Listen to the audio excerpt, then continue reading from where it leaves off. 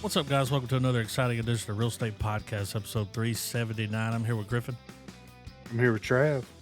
And we're laughing our shackles off with Adam. We watched Trav.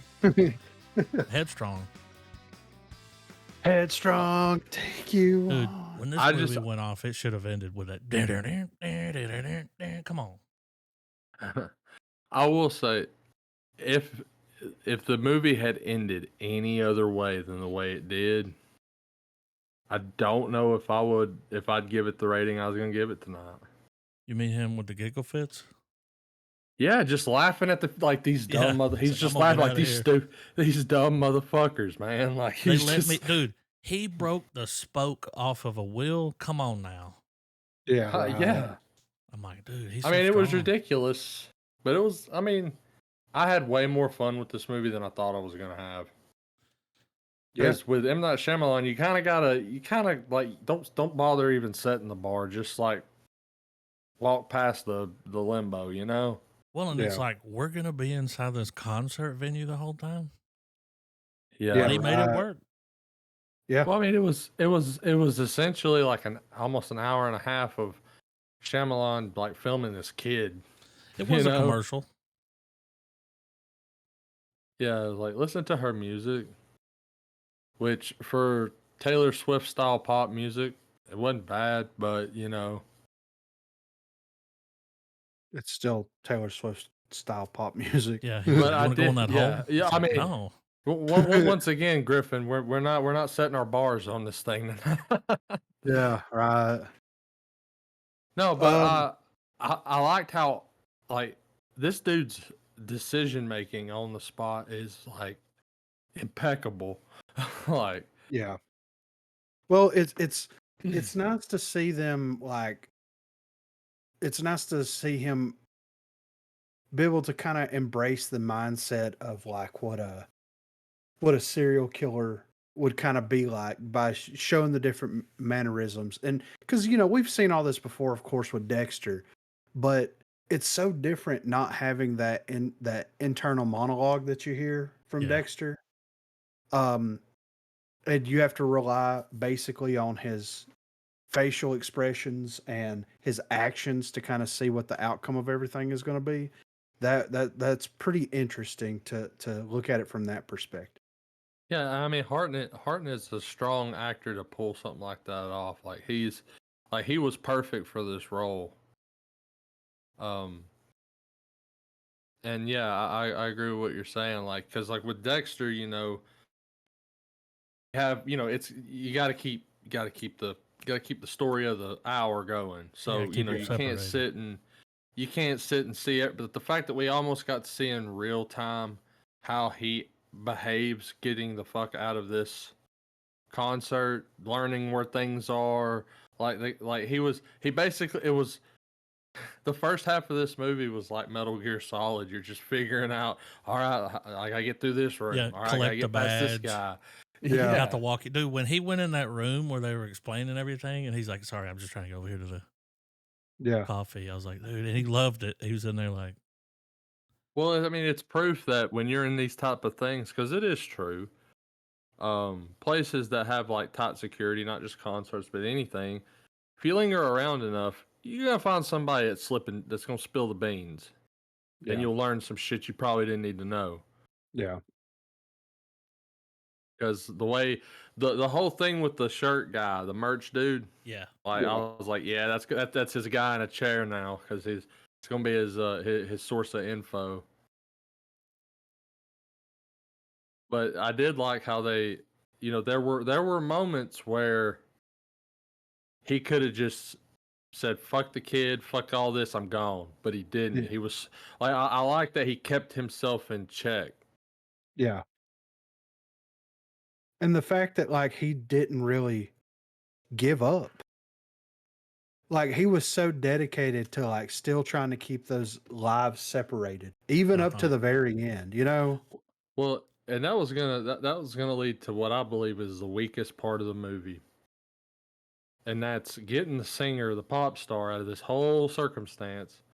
Even though the whole thing was designed for them to trap him, they're like, okay, the plot's gonna get as far as to where the singer is in his house with his family, and no one has made a moment to try to get the authorities, but instead she's gonna lock herself in a bathroom and get on TikTok. Really? Yeah. Instagram. Yeah. Yeah. Threads. Yeah. Like just get on just that bullshit in general. I was like, really, we're doing this? We're at like Behind the because red door. because the first 30 some odd minutes of the movie is great, like as far as pacing, like the suspense is there. And then when you get to that point in the movie, or at least when I did, I was like, it's kind of all right. This is where the Shyamalan's kicking in, and then he just manages to just be like, the twist is that no, it's not gonna end shitty. Like, well, the fact that the wife stayed home, it's like, no. Yeah. right. Well, how unsafe is it to conduct a manhunt at a pop concert? Like, I mean, you have yeah, seriously, like they really Gonna had be a his lot of identity. dads.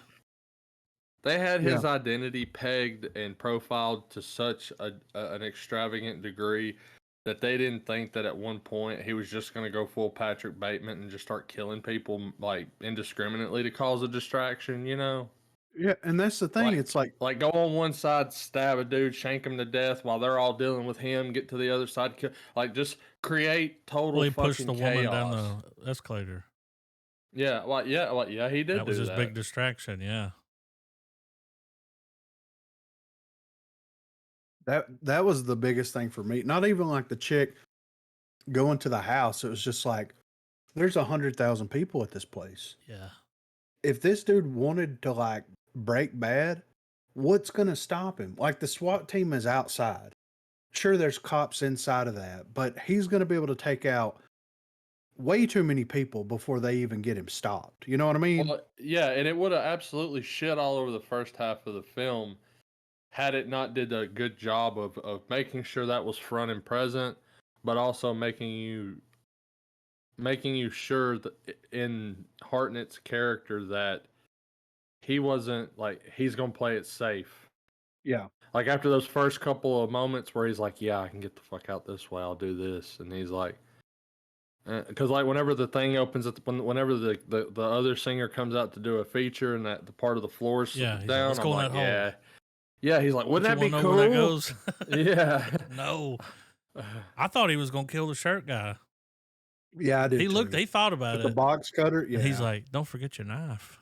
Yeah. Oh, yeah, he had that look on his face, like he's like, I'm gonna kill you back here. Which I thought he was gonna do it just to get the passes and like the to be able to like more or less just become part of the staff. Shit, he swiped that.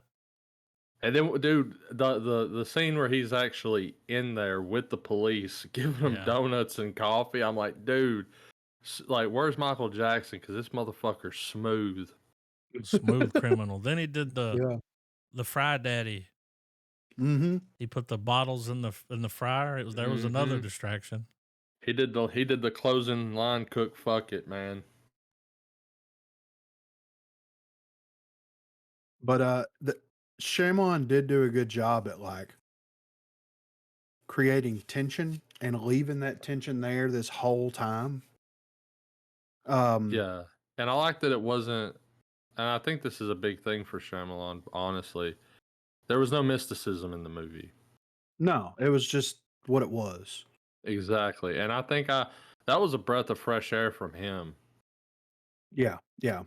I would say because like what his last movie was old. It was Knock at the Cabin. Yeah. Yeah. Well, yeah, but once again, that had a supernatural element that they were basically the four horsemen. Yeah. Well, the whole time you're like, it's the daughter. Okay, maybe it might be him now. Okay, it's his wife. I was sold that it was the daughter at first because I think that's what we were all kind of calling it when we saw the trailer months ago. We were like, yeah, it's that fucking kid. She's like on some crazy shit, and he's got to feed the beast, you know?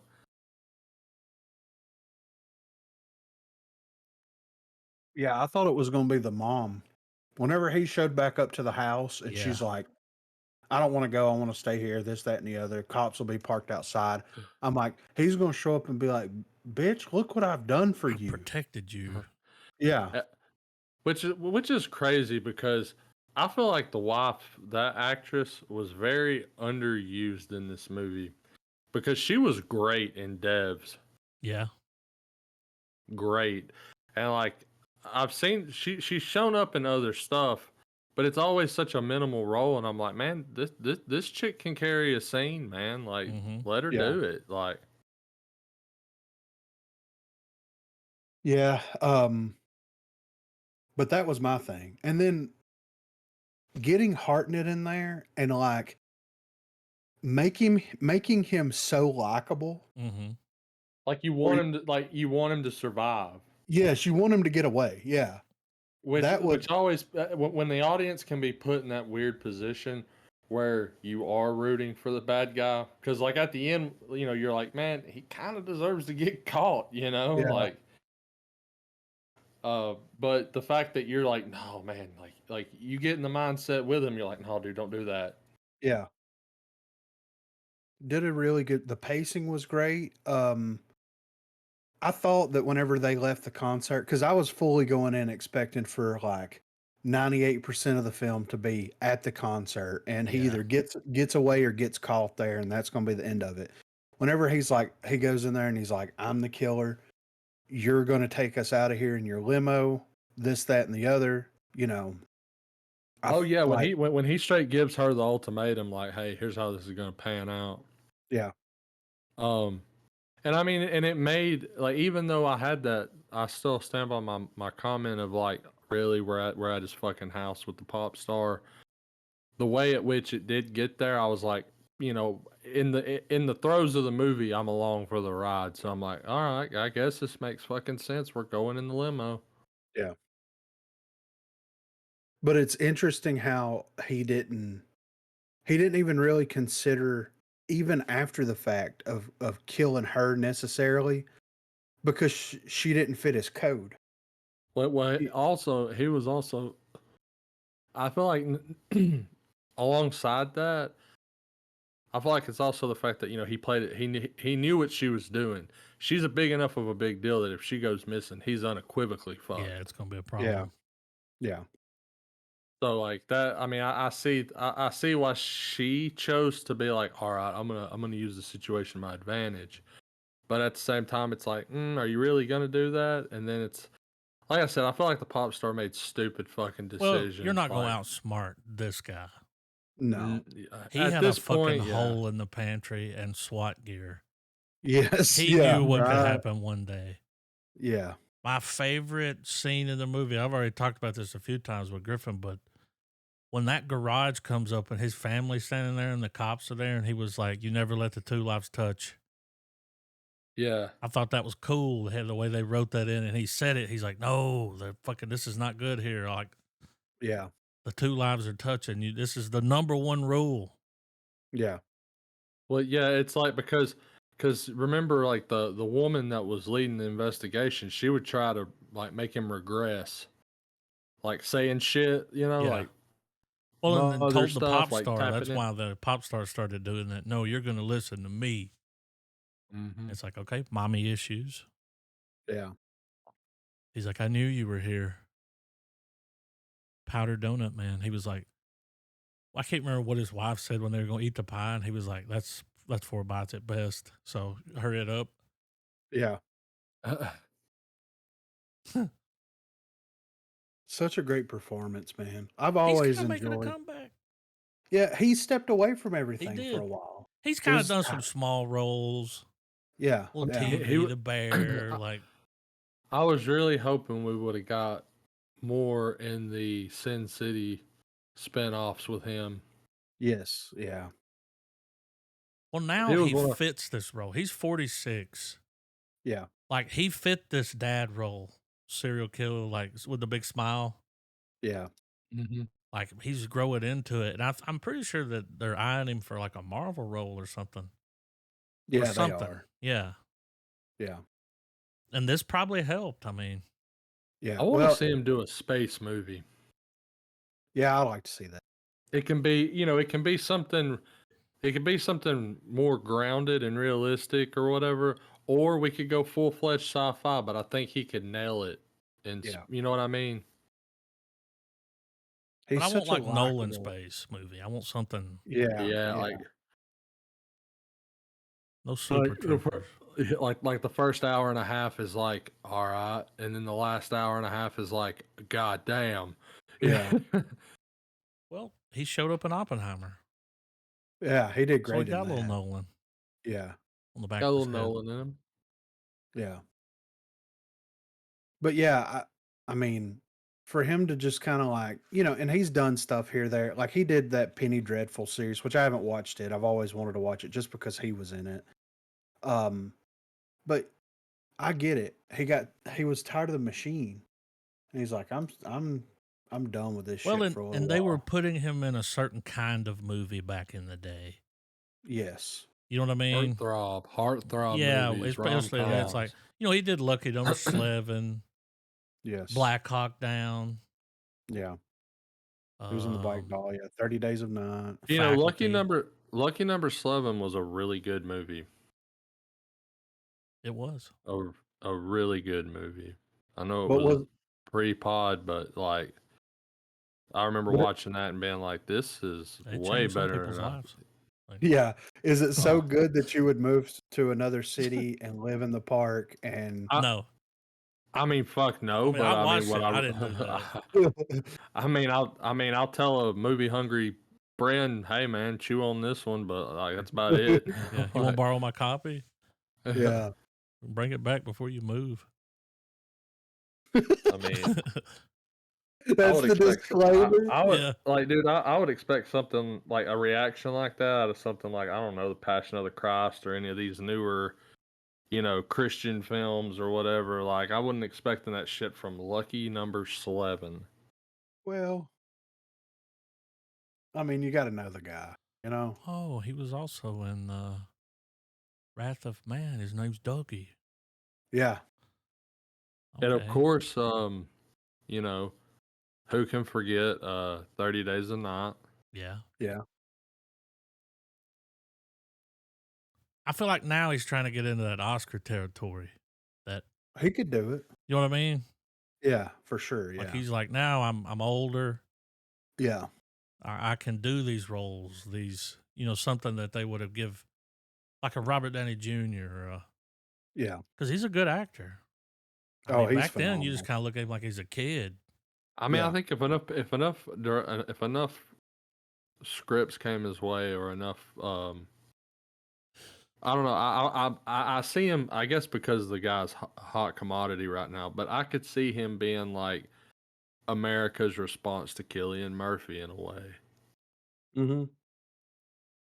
They did a Like good maybe job not on that playing. caliber because Cillian Murphy, dude, he's on a whole other level. Like I don't know if y'all have ever watched any behind the scenes stuff of any given movie he's been in, but that dude takes his craft serious. I mean, he's killing it, dude. But yeah, good movie, man. I enjoyed it. I just love what Shyamalan's doing now, honestly. Yeah. Because it's like it's he like got when directors reach when they reach that part in their career, some of them hit the ground running doing it, but some directors grow towards it. But it seems like Shyamalan is absolutely in fuck you, I'm gonna do what I want Yeah. mode. I'm gonna do me now. That's when a director's at his best, I think. well, he tried Hollywood with Avatar and it didn't work out at all. And it's nice to see him not only recover from that, but also like every movie that he's released since Avatars came out has been really, really good. I mean, Old was very entertaining. Yeah, I mean, let's Yeah. look at it. So Old he did. was fucking creepy if you think about it, but Yeah. I mean, I feel like you can tag that sentence to just most of his films, though. Like that movie's creepy if you think Yeah. about it. So he did just hitting some of his things here. Sixth Sense, Unbreakable, Signs, The Village. The Village is kind of where it started to tick down. Lady in the Water, The Happening, The Last Airbender, After Earth. I forgot about that one. Yeah. The Visit, which I haven't watched The Visit. I know we've talked about that on here. Is that where the kids go to the grandparents' house and it's a horror movie? Yes. Okay. Yeah, I've seen it. Kind of a little Hansel and Gretel going on. Yeah. And then I could probably say that's when the upswing started. Well, and then he did Split, Glass, Old, Knock at the Cabin. He did 5 episodes of a TV series called Servant. I'm not sure what that. It's on. That sounds It's familiar. on Apple TV. Yeah, I think that's what the kid. We watched the trailer. It's got Ron Weasley. Oh yeah. Yeah, we watched the trailer for that. And then he did Trap. And, other than Split, all of his movies have below a 7 on their rating. The Sixth Sense has an 8.2, Unbreakable 7.3, Signs 6.8, Village 6.6. Like, if we're just going by IMDb standards. So, like, I mean, those first 3 movies, man, is one of those things where it's like legitimately fuck the critics, because those first 3 movies are solid. Bangers. Yes. I even like The Village. I liked Lady in the Water a lot. Like, The Happening was, I watched it recently, and I get, like, the critiques of the movie, but it's not terrible. No, not by any means. My thing with The Happening is it should have been full blown rated R. Yeah. Yes. That movie should have been a gore fest. Yeah. There's a little too much less is more. Yeah. In that movie. Because I mean, I like the idea that it was like the trees and nature, like the hormones it's releasing, fucking with everything. Yeah. And I like that it was an entity you couldn't see, but all you could see was the consequences of it. And the stuff that they were trying to shock and awe with, like, don't get me wrong, like, you can tastefully have a sequence where people roll up somewhere and it's like a bunch of people that were hanged, like, like going in on Fallout New Vegas, where Caesar's got all those people hung and everything. But, like, you see the classic feet dangling shot, like it's enough to get it across, Yeah. But, like, those situations where it's like somebody, like, one of the big shockers of the movie is when that dude lays down and lets the lawnmower run over him. Mm-hmm. Yeah. It should have been a fucking Peter Jackson, dead alive, fucking just guts going everywhere. Yeah. Because you'd have been like, oh shit, especially with the tone of that movie already being very subtle. Like, you've already seen some shit that's unsettling to an extent. But yeah, that movie just suffered from a bad rating, or a bad rating and safe editing. Yeah. But yeah, I really enjoyed it. I mean, there's nothing to hate here, and the fact that he's kind of like getting away from twists, like top movies, because like Old didn't really have much. I mean, it kind of had a twist, but not really. Knock at the Cabin didn't really have a twist. Like Trap didn't really have a twist, and he's just like, if it makes sense, it seems like he's doing it. You know what I mean? Well, maybe you guys agree with this, maybe you don't.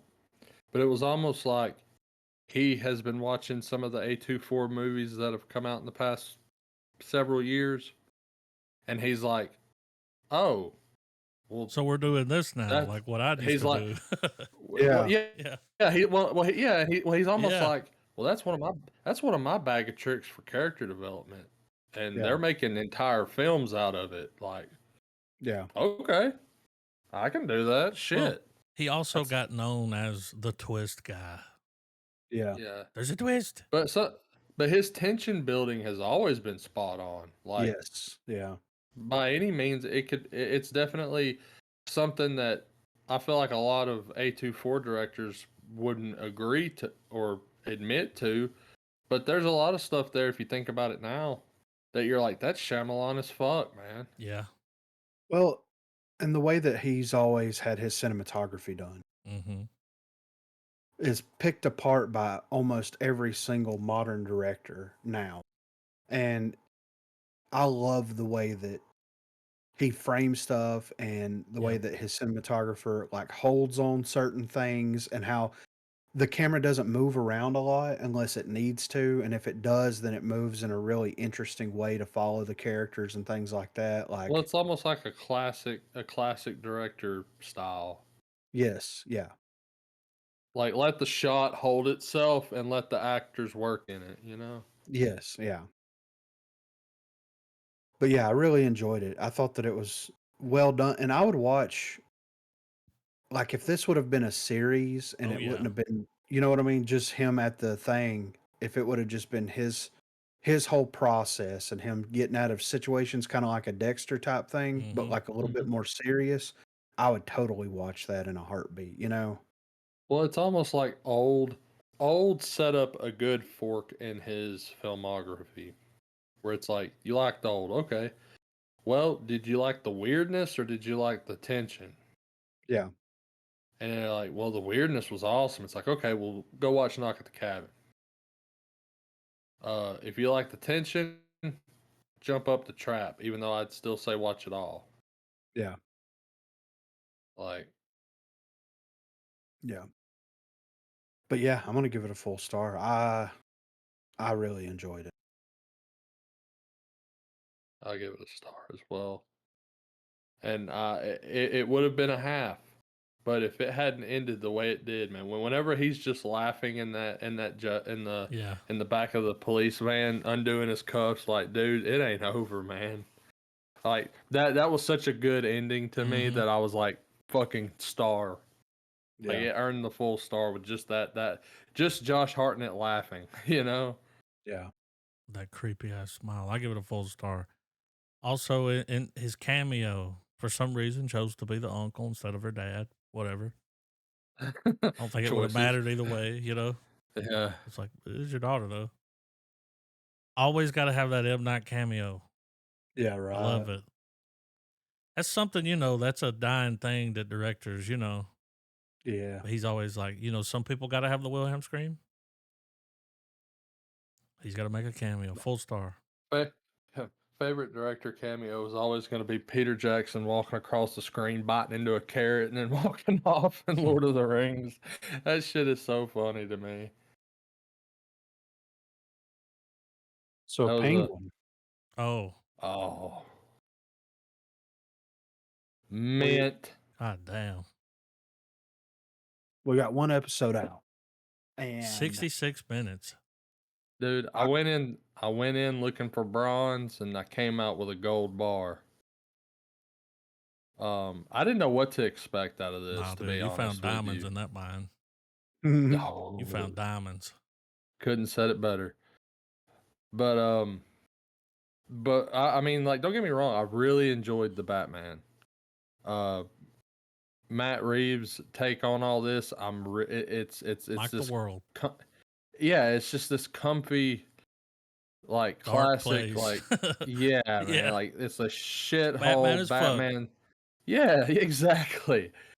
And but Matt Reeves managed to do in 1 hour what took the show Gotham several fucking seasons to do, and not even do that well. Better budget. well, what's crazy is the creator slash director of the series, Lauren LaFranc, has had a lot of work in TV. So she was the She she's Trav. writ yeah. She wrote 13 episodes of Chuck, one episode of Okay. Hemlock Grove, 7 episodes of Agents of Shield, 6 episodes of Impulse, and as of right now, 1 episode of The Penguin. And that's as the writer. She's also Hey, the that creator of the series. the pacing, I can definitely see that Agents of Shield pacing, Yeah. but I could also tell big fan of The Sopranos. Yes. Um, like it seems like, at least just with this first episode, this show is absolutely going to be The Sopranos with a DC Comics skin on it. And I mean, dude, 110%. They took a character or a villain in Batman's Rogues Gallery that's oftentimes left or oftentimes done a disservice. Campy? Yeah. Because there's a ton of good stuff that involves the Penguin in the comics, but it never really gets pulled onto the screen often, other than just his name is Oswald Cobblepot. He walks goofy, and that's about fucking it. And I really enjoy the fact that they really are going in with this crime lord, angle. And well, I don't know, man. It just it's so good. Well, it's interesting where how they're actually treating the world, right? Because whenever people think of Batman, they think of like, this over the top fantastical villain, rogues gallery that Batman has. And up until Arkham and certain like comic runs, you don't really see like the real nitty gritty, ground level. Yeah, they're not. They're not fleshed out in a way that makes it feel like Batman was truly fighting a war on crime. Like now, he absolutely fucking is. Yes, and I think it's smart. Like whatever Reeves decides to do with his Batman stuff, that first Batman movie and what the Penguin is doing is laying such a sturdy fucking foundation. Yeah. For anything, because you're like the way that they're setting it up, at least in my opinion, is like, is the Penguin ever going to be the quote unquote bad guy for Batman? Absolutely not. They're going to use the Penguin in the best way possible, though, in my opinion. He's going to be that dude that's got he's got his hands in every little cookie dish. Exactly. He's not the one that's constantly fighting Batman. He's the one Batman knows. Like he's gonna be the one that Batman will always approach and go, "Who's this motherfucker?" Yeah. Tell me what you know, beat the shit out of him and be like, tell me what you know. On him. Yeah. Squeeze his foot. You know what I'm talking about? Like, yeah. 100%. I feel like the way they're gonna wrap up the Penguins run in this, is because with a lot of shows they give you the ending in the very first episode or two. I think Batman's gonna squeeze his side homie there, and that's how Batman's gonna get him in the final episode. Well, I think when the series ends, that Cobblepot will be the Kingpin. Well, if he's not the Kingpin, I felt like they're gonna have him. I feel like they planted seeds as an homage to Batman Returns and stuff, where Penguin becomes mayor for a while. Well, you know how at the end the car shows up with the body. Now he's off the hook. I think this chick is gonna let him run this operation. The family's like, we're leaving, but she's like unhinged. Yeah. She's going to want to stick around and get revenge on this gang that's still here running these streets. Like, and she needs him to, oh yeah, big eyes. But she's going to like let him, because the family was like, we're leaving. Yeah. But she'll have final say here. She's like, no, we're setting this up, you know. Yeah. Like he's going to end up working with her, Yeah. He's off the hook. Yeah, Mr. Krabs got his ring back. Yeah. Yeah, right. Yeah. But this goes to show you that, like, because I'm sure that Lauren LaFranc collaborated quite a bit with Reeves, but he is not credited on this series at all. He might be a producer, but as far as like, he's not a co-writer, he didn't create it, nothing like this. This goes to show you how someone that fully understands the character and the property and the vision The And vision. yeah, they stay in the sandbox. They don't Well, bring they're new in their toys lane. in. I mean, Yes. turns out Yes. it's not And just because she's a woman after all, you know? and Yeah. and you know, one thing too that I feel that Reeves really needs to go up to bat against Gunn with and really stand his ground with him. And that's leave this iteration of Batman alone. Well, Let it be a solitary Batman universe. Let the Rogues Gallery be explored in a more proper, smart way. And sure, if you want to reference something, fine, but don't ever have a need to bring them here. the only thing Like, Gunn got to do was slap that logo in the beginning. That's it. because as you know, we're all so used to like these superhero shows now bleeding into each other, and that was one of the things that I enjoyed the most about the Batman as well as this is that everything is just referencing the in-house universe. Yeah. We're Well, aware that Arkham's there. We're aware of Blackgate. Like everything that is intrinsically pertaining to Batman And that was is just the first set up, episode. it's established. Yeah, but that's Wow, how right? fucking good it is, though. Yeah. You know, yeah. that's how fucking good all this in one And episode, we're in man. New Jersey. And I even appreciated the Burgess Meredith callback, even though it was kind of like very vague and in there. But Burgess jewelry, I'm gonna assume it. Maybe it's just my brain trying to find like it's in Marvel mode. Yeah. But I felt like that the Burgess jewelry was a callback to Batman '66. Yeah. That makes sense. Yeah.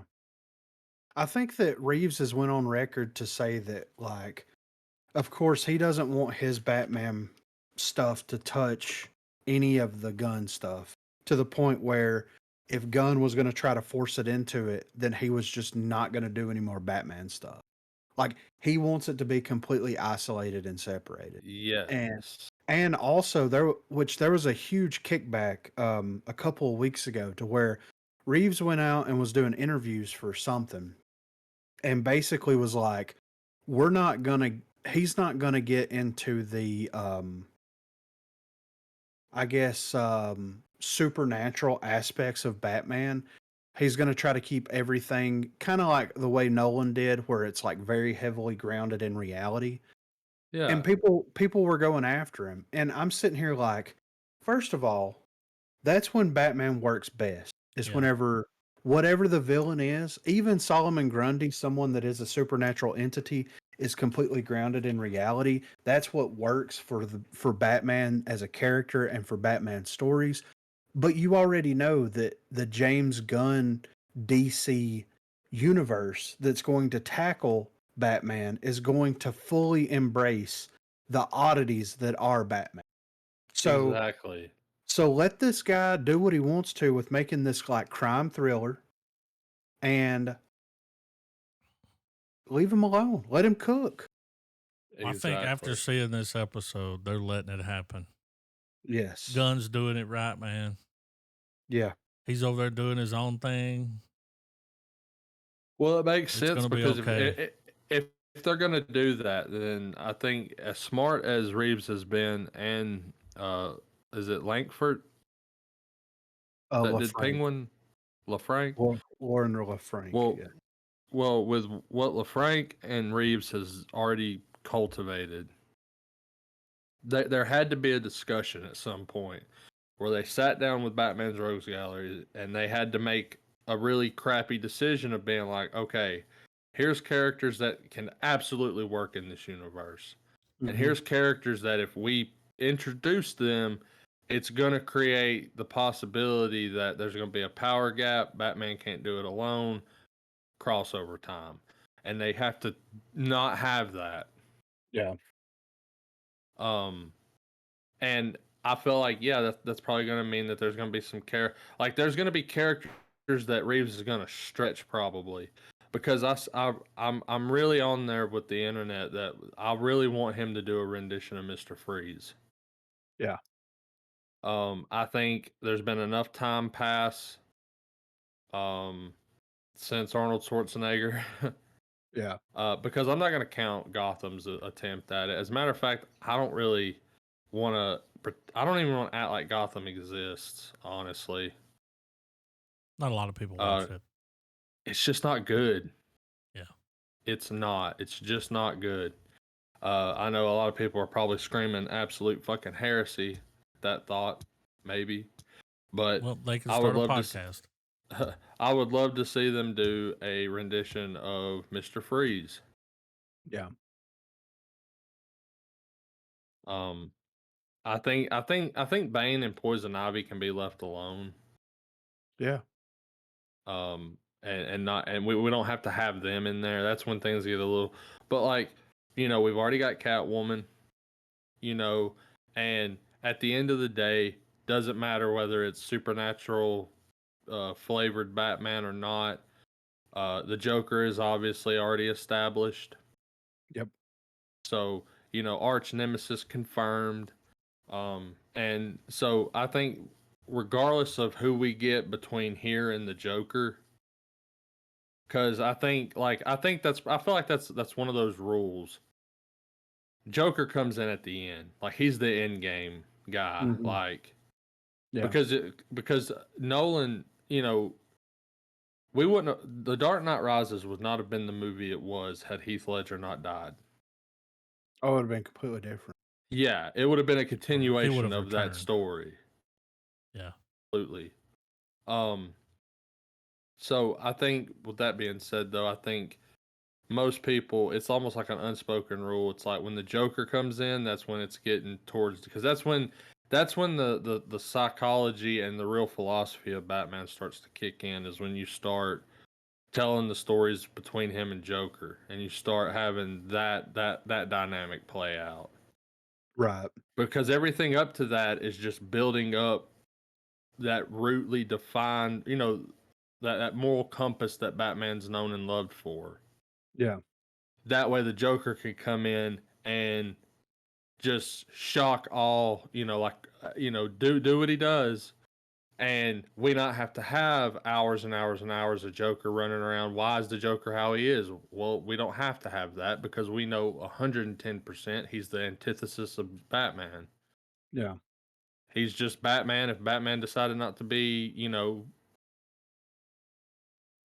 have any sense of morality. Yeah. Here's one thing that I hope that they do as well.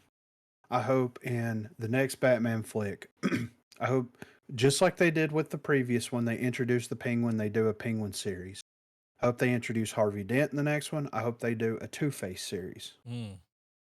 That would be that's a good way to build everyone's story up instead of having too many. You know how they always do it. They got too many fucking people in the movie. Yes. They don't get enough time to develop their character. This is the way to do this. That first episode had 5.3 million views. That's amazing. Which is huge. Yes, for a TV show now. Like, yeah. I think that that's the smart play, because if he decides to do a trilogy, then you have the Penguin that's always going to be in the background. If they introduce Harvey Dent and they decide to do Two-Face, that's another character that has not only been introduced in a Batman flick, but also been fleshed out in an 8-episode miniseries that Batman, the writers can choose to have Batman revisit if needed or not. And it would be interesting to have Penguin come up through the ranks, become the kingpin of Gotham. Harvey Dent comes in to try to battle, battle the Penguin. And, yes, exactly. Yep. All that stuff happens. Two-Face happens. Then you have a giant power struggle in the opposite direction. Instead of it being Harvey Dent, prosecutor versus Penguin, it's Two-Face, criminal versus Penguin. And Batman is kind of stuck in the middle of both of those situations. I think that would be a really interesting way of doing that. Yes. And while all that's happening, then you can introduce Joker and have Joker acting, taking advantage of this giant struggle that's happening within Gotham. Yeah. He becomes the element of unpredictability, but he becomes the side quest where you explore more of how Bruce Wayne's grown as a person by being Batman. Exactly. Yes. Exactly. And that would be, which honestly, what that would turn into is Matt Reeves just decided to take The Dark Knight and stretch it into a trilogy in and of itself, which is fine. I'm Yes, 100% there for yeah, that. I'm for that. Yes, I loved it. I whenever it went off, I wanted to watch all the episodes. Mm-hmm. You know, Oh yeah. Hooked. Oh yeah. dude, that's Colin Farrell. Yeah. Yeah, I was waiting for you guys to bring it up, but yeah, that dude is acting his fucking ass What a off. transformation.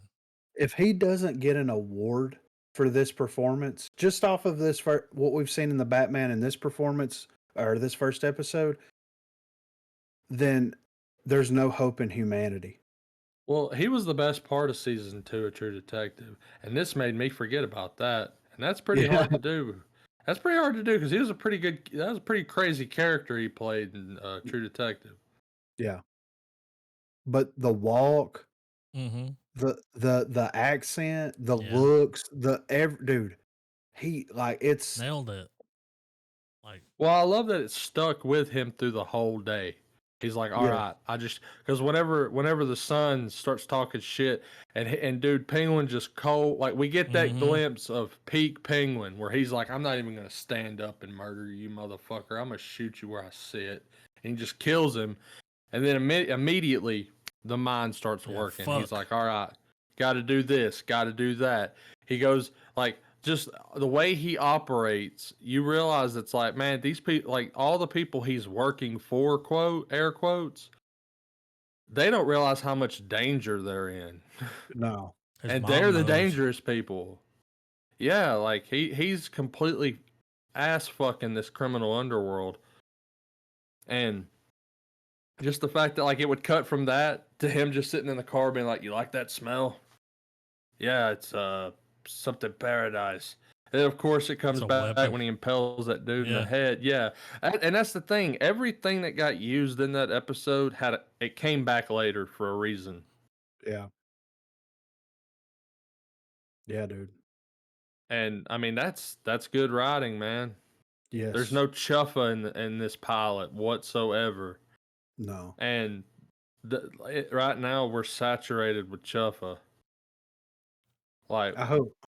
we've I been hope we're the three of us are strong advocates for cutting the chuffa, but we forgot that there's going to be a pile of chuffa somewhere, and it's the TV world apparently. Yeah. I hope every episode is 66 minutes long. You know, like I want an hour and At 10. least Oh, an man. hour, yeah. If they drop it down to 30 or 40, man, I'm gonna be No. like, why'd you tease us like that? It looks like Warner Brothers and DC's pulling ahead. They're pulling ahead.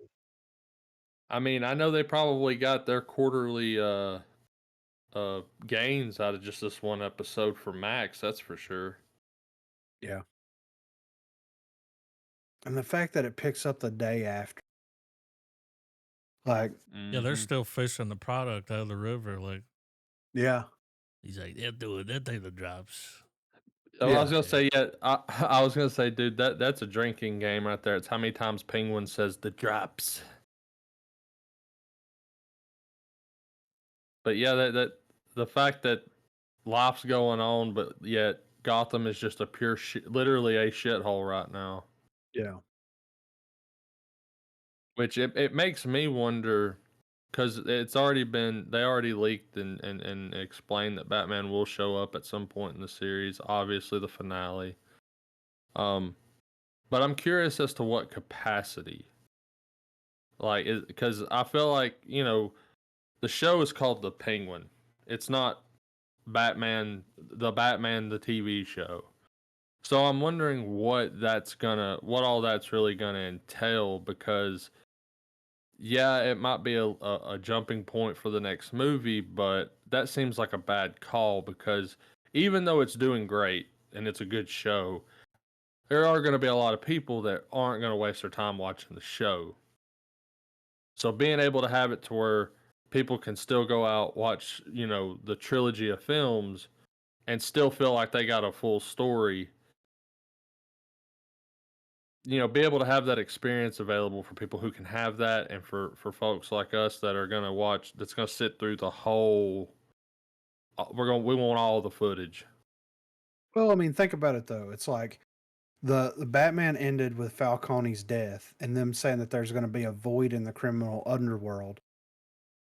If the next Batman starts and Penguin is the leader of it, it's easy to it's easy brain work for people that didn't watch the Penguin series to be like, oh, so Yeah. he came up in the ranks, and Well, yeah. But the people that are into it are going to watch it. I mean, that's so you're more or less going to think, and it's kind of Like- maybe we're on the same page, maybe we're not. It's going to end more or less with Batman rolling up, going, "Hey, motherfucker, got my eyes on you. I'm locked in." yeah, I mean, because I'm watching on IMDb the little roll that they have up here, and it's like there's going to be an episode, or this may take place over the course of a couple of episodes, explaining more of like Penguin's childhood and getting into that. There's also a couple of shots here of the chick of Falcone's daughter whenever she was in Arkham. So I think that they're going to dive into some of these characters' backstories a little bit more in depth. So if when Batman shows up, or it could be, or like we were saying, or like we were saying earlier, it could be Batman showing up to initiate the squeeze protocol. He comes in and he goes, "All right, here's how it's going to work. You won't go to Arkham and you won't go to Blackgate as long as when I come to you, you tell me what I need to know." Yeah. Because one thing because the whole is they've dropped the names of the episodes. Mm-hmm. Episode 7 is called Top Hat. So I feel like by then maybe he's coming in to where he's finally up there. I have a feeling there's going to be a run in, maybe at a party with Bruce Wayne. Yeah. That'll be that will be interesting. Because that's what Batman's doing right now. He's doing Bruce Wayne. That's the way that movie ended. He was going to do Bruce Wayne for a little while. Well, the reason I thought about early, like when we were talking about the episode, actually was that nod to Returns, where he becomes the mayor, because I can't ever remember if that's comic accurate or not, or if that was just Tim Burton being Tim Burton. But that would work. That would make way more sense if it's a situation, because like the reason I thought that is when he's right when he kills Falcone's son, and he goes, "This guy that used to run my neighborhood," like they're talking about the parades. They didn't just respect him; they loved him. Like he took care of people. Like he was a hero. Like and it showed you that like the Penguin he's a flawed. That's his flaw. He wants to be remembered in a positive light. Yeah. But all he knows is the streets and the underworld. Yeah. And that's going to be his way of being able to. So it shows you that the Penguin has good in him. Yeah. He's not full evil, not yet. Well, he's just in it to win, man. He's just greedy and corrupt. He was going to kill that kid. Yeah. Oh, he's cold. Yeah. I mean, but then he was like, "Oh, maybe I could use you. I'm trying to build an army. I need a right hand man. Like I need someone right now to help me get out of this shit that I can possibly get rid of if I need to." Next episode will be 66 minutes, and from now on they're dropping on Sunday. No more Thursday. Hell yeah. I didn't think Victor was gonna come through for him though. But he fucking did. Yeah, that was wild. And I was so like, when a show can make me not pick up on shit, that's when I feel like I'm watching a banger. They had the plan. Well, it made sense because that dude was like, "I ain't never done this before." But the way they edited that sequence, it was like him just saying it about everything. Like, "I ain't never done this kind of shit before, Oz," He's like, "Here, take my card." But then it's the one time in the show where there's a bit of a time gap. and I just completely forgot about it because I'm sitting there watching it and I'm like, dude's not picking up. I'm like, what's going? And then when I did it, my wife was like, nah, he's getting that fucking body ready. And I was like, what? And then sure, I was like, oh, god damn, you know. I mean, I was over there working 9 to 5, so Love the song choice. Those some, and what's funny is like they still made it comical.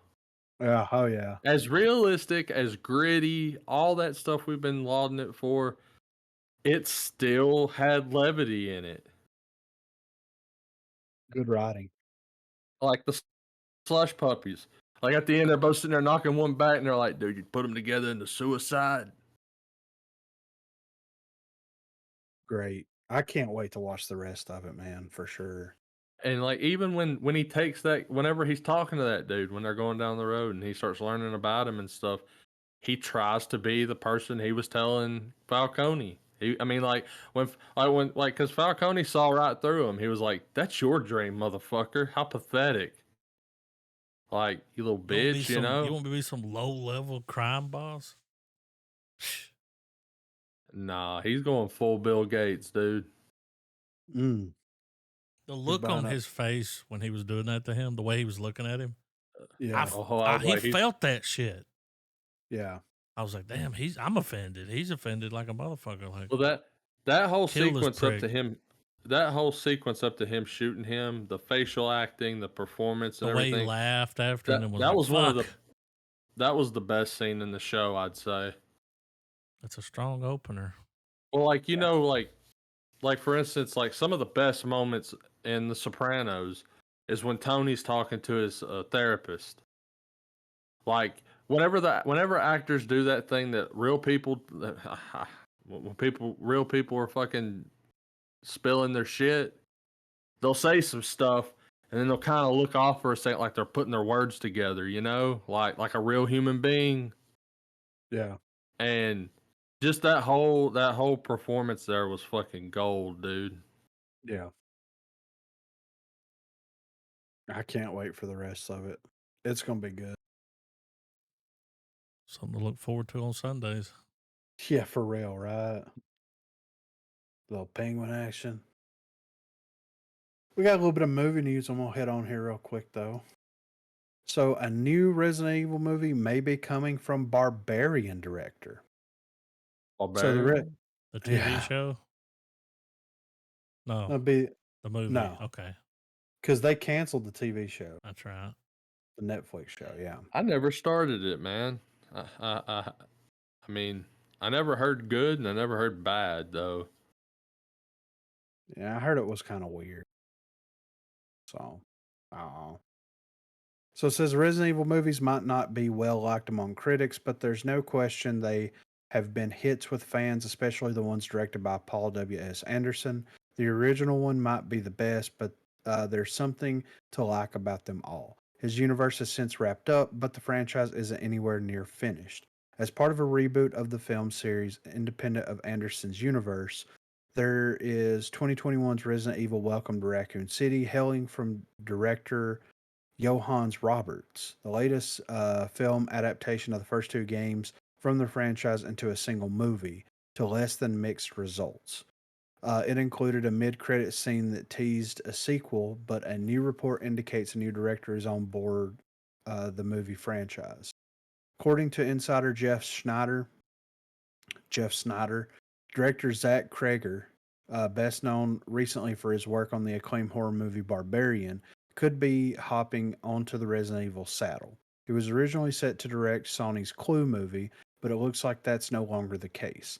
For what it is worth, Kreger would make for an excellent addition to the Resident Evil universe. Kreger has proven he has horror chops and can sprinkle in comedic elements when they're needed. It is unknown if Kreger's film will be another reboot or if it'll pick up where the last one left off.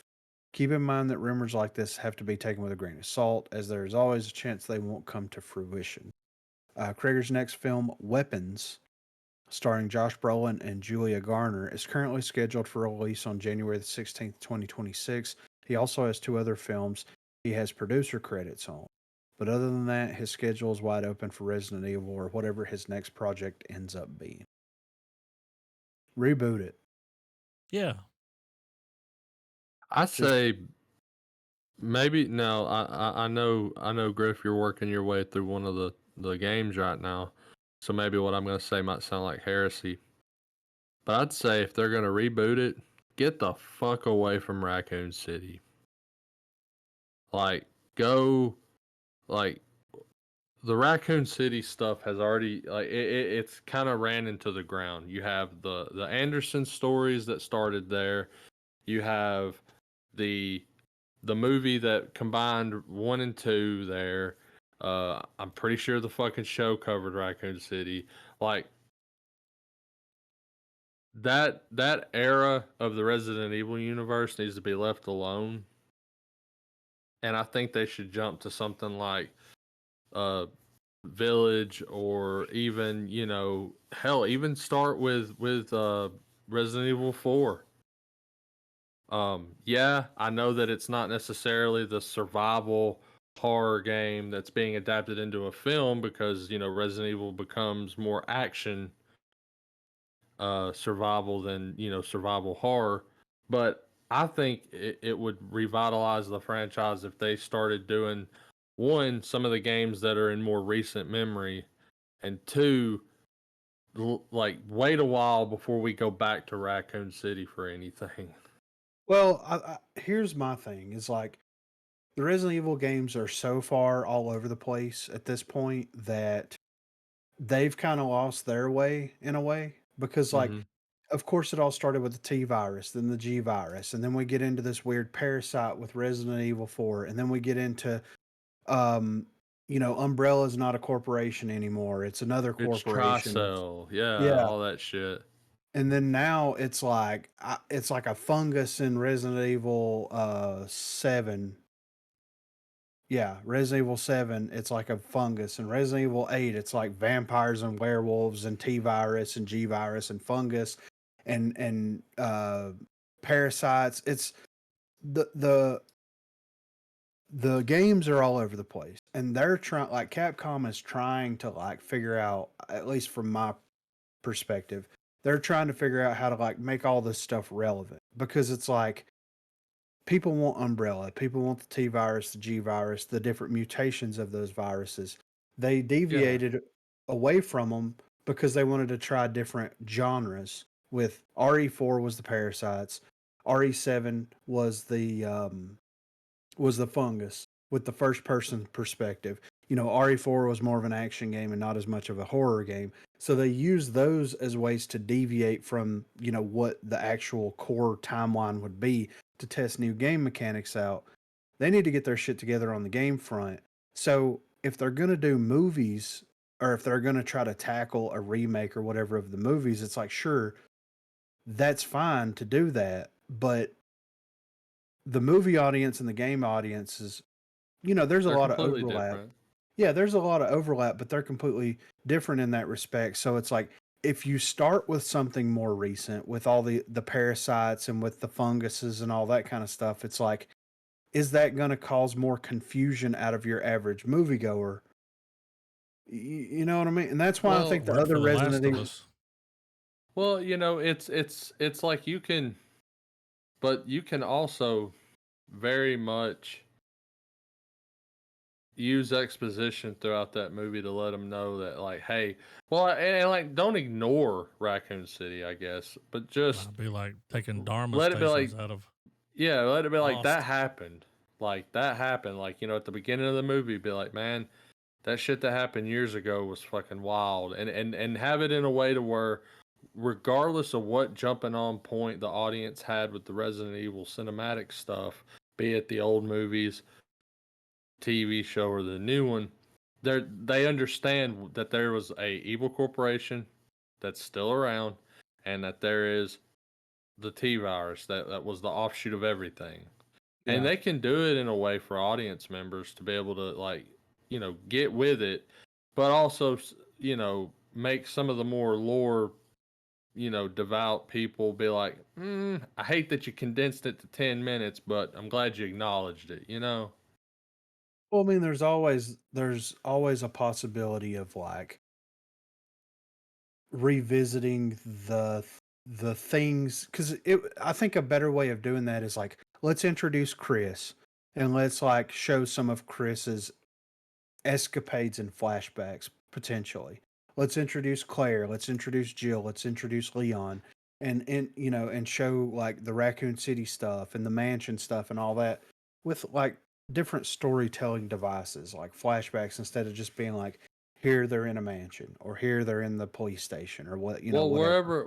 wherever they get holed up at in the movie can be the point where it's like, all right, well, where the fuck were you at, you know? Yeah.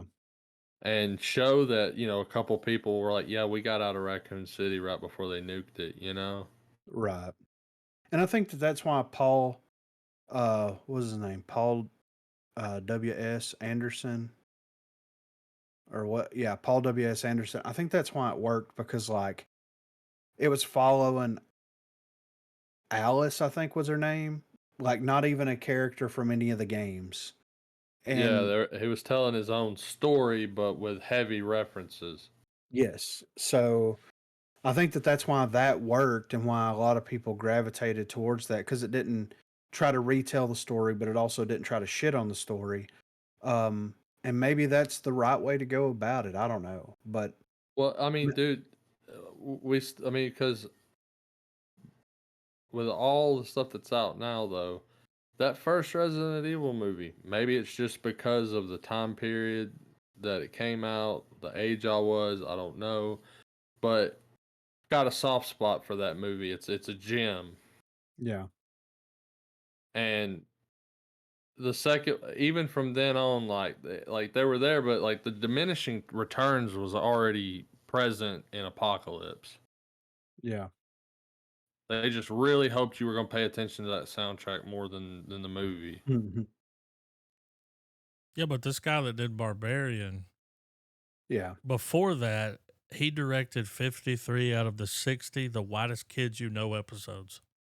Also that's started a bunch crazy. of them. Like, he's part of that crew, Yeah, which is why that and dude was measuring that fucking downstairs. That's hilarious. yeah. Give a guy a chance. Oh yeah, I mean, You know, if new Krager, blood. yeah, if Krager Well, wants to do it, I'm here for it.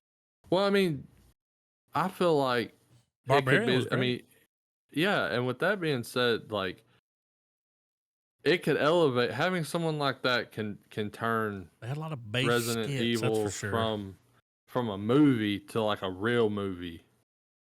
Yeah, Like wouldn't it be amazing for something like the Resident Evil franchise to have a film under its belt that was like of an A24, like a high quality A24 film?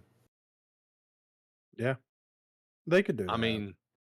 mean, dude, it could set. I mean, it would be able to set its own precedence for that franchise at least, you know.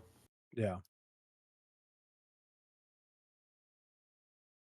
but yeah, if he wants to have a stab at it, then I'm here for it. It's just interesting what they're going to do with the property, because it doesn't seem like anything's really stuck since those one or two, you know, the first one or two Resident Evil flicks came out. I You just mean, need the you right always had, director, man. yeah, the right writer, Right right director vision. comes in. Yeah. And who know, I think that if anybody could do it though, this dude could do it. So this is something that's kind of ridiculous. So Wolfman. All right, Wolfman is Lee Wannell's latest, I guess that's how you pronounce the last name. Latest attempt at a modern retelling of the Universal monster movies after directing the critically acclaimed The Invisible Man reboot from 2020. The upcoming remake went through several development phases, with Gosling attached at one point, but Wolfman is officially arriving in theaters next year. A low budget horror film, Wannell describes his version of Wolfman as a close relative to his previous monster flick. Um, in an interview with Empire, Wannell explains how Wolfman came about after directing The Invisible Man, which has a lot in common when it comes to his approach to remaking the classic Universal monster films.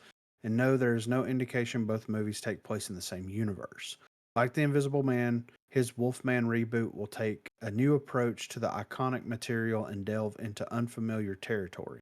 In fact, Wannell says he made a list of things to avoid, including in Wolfman, that were already done in previous iterations. This is what he had to say. I think of it as a companion piece to The Invisible Man. I didn't want this film to be a nostalgic or a retro Wolfman film in any way. I was actually writing down in my notepad everything that's been done and then saying, okay, that's the list of what not to do. I'm hoping that you go in and say, oh, wow, I haven't seen that werewolf movie before when the lights come up. You remember we watched After, a trailer for this? yes, yeah. Yeah. After the disastrous Dark Universe ended before it started with the release of The Mummy, the next Universal monster films promised to be comprised of standalone projects. Following The Invisible Man, Wannell's Wolfman is a smaller, isolated horror film that includes a handful of original characters. Producer Ken Cow spoke to Screen Rant about the new approach to adapting Universal's iconic monster library, moving away from the failed copycat version of the MCU. As an outsider, I would say that The Mummy's Dark Universe, in my humble opinion, felt like it was reactive to what was going on with all the superhero stuff, the MCU and DC Universe. And we know there's been a lot of talk about what happened with all that in the last year or so. I guess you could call it maybe more like the Joker approach. In my opinion, especially if you're going to do it for contained pieces like Bloomhouse is really good at doing it.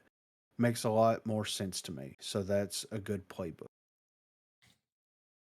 What I remember from the trailer was it looks like it's through the eyes of like the daughter. Yeah. Something's wrong with dad. Yes. Dad's acting weird. Yeah. And that is that's. Yeah. And so I haven't watched Invisible Man. I've heard a lot of people talk good things about it, but I just haven't got around. Handmaid's Tale, right? Yeah, I think so. Yeah, Elizabeth Moss. That sounds yeah, The right. Handmaid's Tale. Yeah, she was an Us. But yeah, I've heard a lot of really good things about Invisible Man, but I haven't got around to watching it yet. But it's interesting how they're taking the approach to the Universal monster movies because, dude, like when you're adapting Wolfman, for example, or Dracula, it's like there's so many different versions of those stories that have been told. I mean, we're getting Nosferatu. Yeah. I mean, it's from, Eggers, right? But like we're getting an updated version of Nosferatu. So hopefully the approach that they're going for and with the way that The Invisible Man went, it seemed to pay off for them because it did pretty well It was big. yeah. So hopefully this will pan out for them. Well, when you watch that trailer, you don't even think about it being connected. Yeah, right. You know what I mean? Because normally it's like, oh, Benicio del Toro, okay. Like, yeah. All right. We've had a few. Through a window. Yeah. But it's a whole, they're doing this kind of low level, no, we just sprinkle it out there. It is what it is. Yeah. And it makes sense why they got this dude to do it because the budget for Invisible Man was $7 million estimated, right? The worldwide gross, it's $144 million. Yeah. So, it makes sense. Gonna get a little more money second time around, Yeah, yeah. So it makes me want to go. Yeah, yeah. Let's double it. We're gonna keep the rest, but we'll double this. Makes me want to go back and watch Invisible Man. Before Wolfman comes out, but it's just good to see that they're still using the classic Universal monsters. Well, maybe when this comes out, we're doing both. A creature double feature. Yeah, I'm down. Yeah, because I know we're going to end up watching it, so we can tackle book. I haven't watched it. I've got Invisible Man up, but I haven't watched it either. When does Wolfman drop? Oh, it's next year, January 2025. Yeah. So you'd think that'd be more of a Halloween movie. You would think. Halloween must be stacked.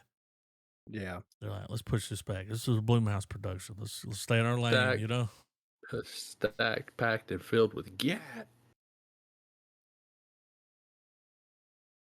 But yeah, that's really cool though that they're still trying to find ways to innovate. And I mean, hey, what more could you ask 15 for? years later, you know. Yeah, those are characters that will always need to be around in some iteration. yes, for sure. Classics. Yeah. Oh yeah. So the long-awaited zombie sequel, 28 years later, is being filmed in an unbelievable way, guys. They're Mhm. using an iPhone 15 Pro Max, the most expensive and powerful model of that generation. It costs more than the new 16. I was looking at them the other day and I was like, why is that more than now? Yeah. I've seen a picture of the camera. Yeah, I It have ain't to. an Yeah. iPhone. I mean, No, it's dude, got some no. guts, but it's like, that's Yeah. a fucking camera. It says that Danny Bull's longtime cinematographer Anthony Dodd Mantle returned after collaborating on 28 Days Later, which used a digital camcorder, new at the time and not the Hollywood standard. While other films in recent memory were also shot on an iPhone, 28 Years Later will likely push the limits of the device like no other. How much you think Um, they're being paid by Apple to do that? There's got to be some money exchanged here, right? yeah, Gotta be. yeah. They might pay for the whole movie. It's a hell of a I commercial. always thought I always thought Days was filmed on analog on film. Now, I remember whenever the It had marketing that for that. grain Yeah. to it that I like. Yeah. Yeah. It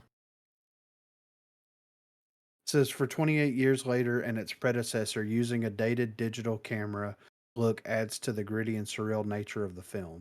It's almost as if the audience is viewing an old recording they found in a bin somewhere, coming across a horrifying nightmare that looks like it happened for real.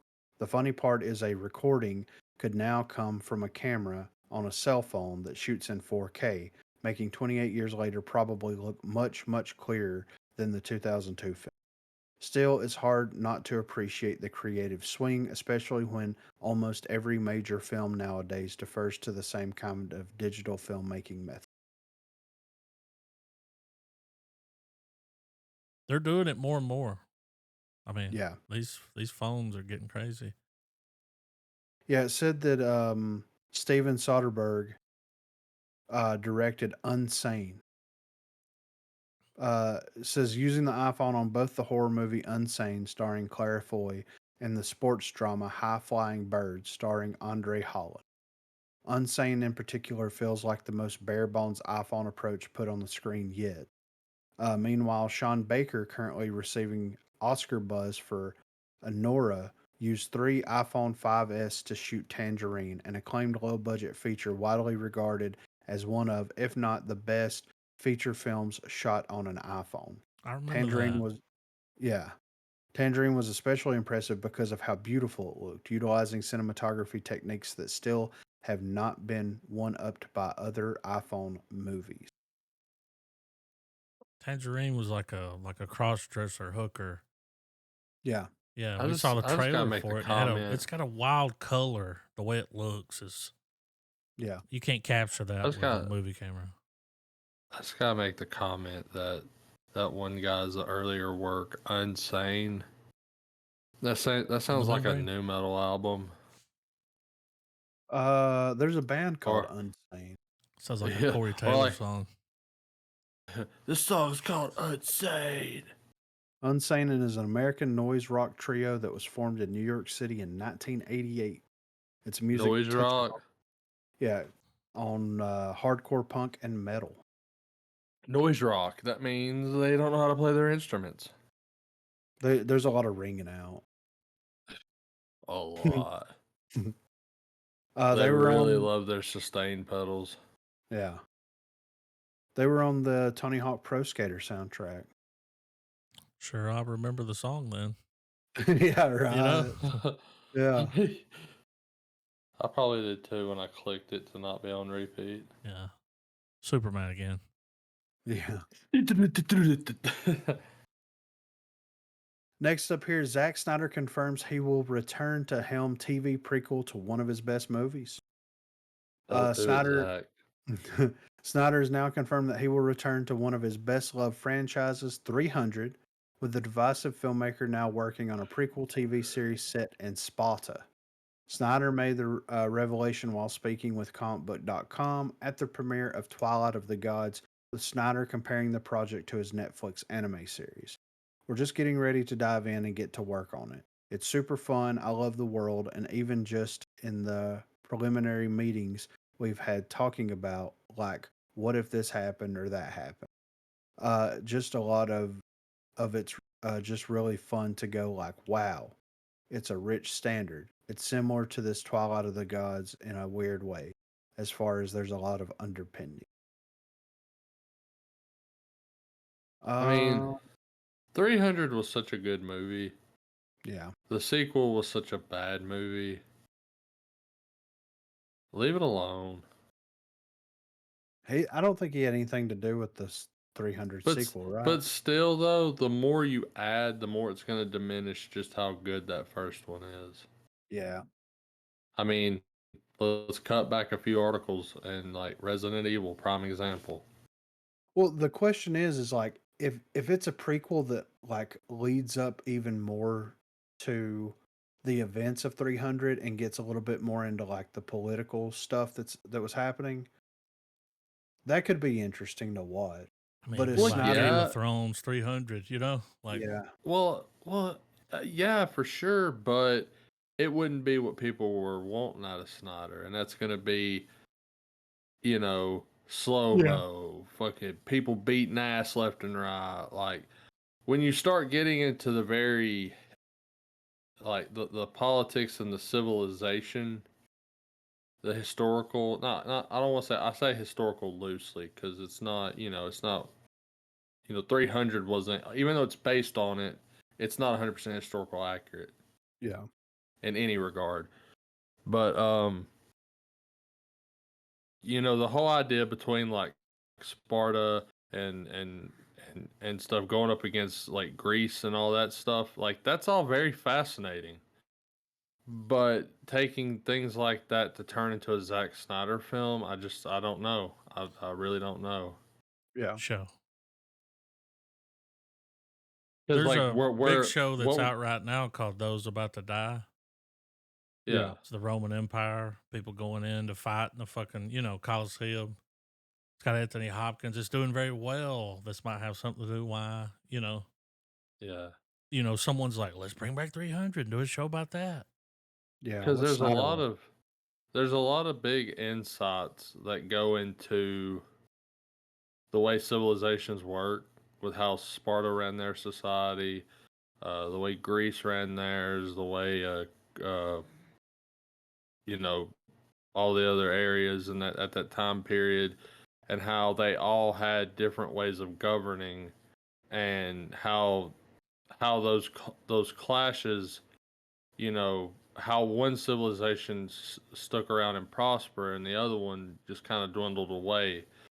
And it's because like with Sparta, or at least the way Snyder's depicting it, they're they are warriors. Like we grow up fighting, we fucking die fighting. All we think about's fighting. When we're eating apples, we're thinking about punching that apple when we're done eating it. Like yeah, but but in a historical context, Sparta, because of their ways like that, they didn't really build up their agriculture and their industry, and so their civilization kind of was like, they were able, like they were too busy fucking on people and getting fucked on to really like make love to the land. Sometimes you got to make love to the land, dude. I mean, I it's going to mean, happen though, whether you like it or not. It's coming. I mean, I'm not saying we got to salt burn the ground or We're nothing, doing but it. like, Snyder's coming in hot. Well, he's got that new show that's doing well, the animated one. Yeah. Twilight of the Gods. Yeah. What's that? Norse? a hell of a damn good Yeah. album, This is the a damn synopsis. good metal album. In a mythical world of great battles, great deeds, and great despair, Leif, a mortal king, is saved on the battlefield by Sigrid, an iron willed warrior with whom he falls in love. On their wedding night, Sigurd and Leif survive a wrath of terror from Thor, which sets them and a crew of crusaders on an against all odds and merciless mission for vengeance. This heroic story of love, loss, and revenge is a journey to hell and beyond, across fantastical lands, battlefields fierce and bloody, and wars waged against gods and demons. Sounds like a hell of a cartoon. Yeah, right. Was that the one that was animated by Sartovsky? I think so. The guy that did like Yeah, because Samurai Jack. we saw the trailer. Yeah, I think that's it. That we shit's watched the trailer good. for that, and it. So you've seen it? My kid got me onto that of all people, man. Like middle child was like sitting there watching, like when they were in their big anime phase. They were looking for something to watch one night, and the kid came into the kitchen and was like, "You need to really check out this show and everything. It talks about like Greek mythology and all this stuff." And the minute I'm sitting there, I start watching it, and I'm like, "Samurai Jack," like, because like you could see, like it's the same guy that also did the Clone Wars movie. Yeah. But like all his shit rocks. But yeah, it's got a 7.4 out of 10 on IMDb right now, and it just dropped. So it makes sense why he would want to be looking at more long form content. And who knows, maybe like if he falls in love with long form content, he may rework his Rebel Moon stuff into series instead of 19 movies. Oh yeah, that's You right. never know. The Twilight of the Gods. That's a different show. That just happened. That's Yeah, like It's not the that's like same taking a bag show. of chips out of somebody's hands at snack time, bro. Like that ain't happening. Yeah, it's Norse mythology. Yeah. But I mean, it would be cool if, like, the thing with the Rebel Moon universe. I'm interested to see what this supposed like game he's building for it's gonna be like. Yeah. Doubt I'll ever play it, but I still want to see what it Or has if it in ever store. comes out. Yeah. Yeah, like, cause I mean, the last big interview that he gave, where he's like, "Here's what I'm doing with my Rebel Moon universe. We got a comic in the works. We got movies. We got games. Don't sue me, George Lucas. You know." Probably had that idea before they started laying people off. You know. But Yeah. yeah, about that. A third of Yeah. that workforce is right now on the unemployment line. Yeah. But yeah, 300. I'm sure it'll be out in 2 or 3 years. But at least there's So. pickleball. Yeah. Do you read Speaking Sutter of that, Kane? Yeah. Major theaters are spending over $2 billion in upgrades to make movies fun again. It's no secret that it's been difficult to get people back in movie theaters post-COVID. Heck, even before that, ticket sales were on the decline, but the pandemic certainly didn't help make things any better. Maybe pickleball will. As according to a new report from IndieWire, the top-tier chains in the country have committed to an initiative that will see $2.2 billion invested into improvements meant to give moviegoers an entertainment experience like no other. In an announcement made by NATO, the National Association of Theater Owners. Oh, okay. I was like, whoa. Yeah, right. You're dropping bombs on the theaters over here. It was revealed that the money will go toward improving things like screens, sound, seating, and air conditioning, while at the same time adding extras like arcades, bars, restaurants, and in some areas, pickleball court. Chains like AMC, Regal Cinemas, Cinemark, and Cineplex are all on board, and over the next 3 years, will be making upgrades to some of their locations that are in desperate need of a makeover. Michael O'Leary, the president and CEO of NATO, says that that it's all part of a larger plan to provide moviegoers with an expensive That's what he really too. means. Like, with an Freudian slip. expansive experience. Something he says is in response to what audiences claim they want from a night out. I never Pickleball. thought when I took this job I'd be talking about pickleball courts as much as I am. This is all part, frankly, of a larger effort on behalf of some of our members to provide movie-going fans with a more expansive experience, which goes beyond just going to the movies. It's all part of us responding to what consumers want when they go out for an evening. What the fuck are they smoking? Yeah. Pickleball. Dude. Everything on that list makes sense. Better seating, air conditioning, Yeah. video games, arcades, bars, drinks, food. Here's Pickleball. how Why are you buying a fucking ticket to watch a movie to play Here's- pickleball? if you want people to come to your theater to play games, first off, what? It's Well, for movies. if you get there early yeah, and you're for waiting sure. around, so they used to have little arcades. You know, they'd have the little claw So, machine, hey, something. So That's this one thing.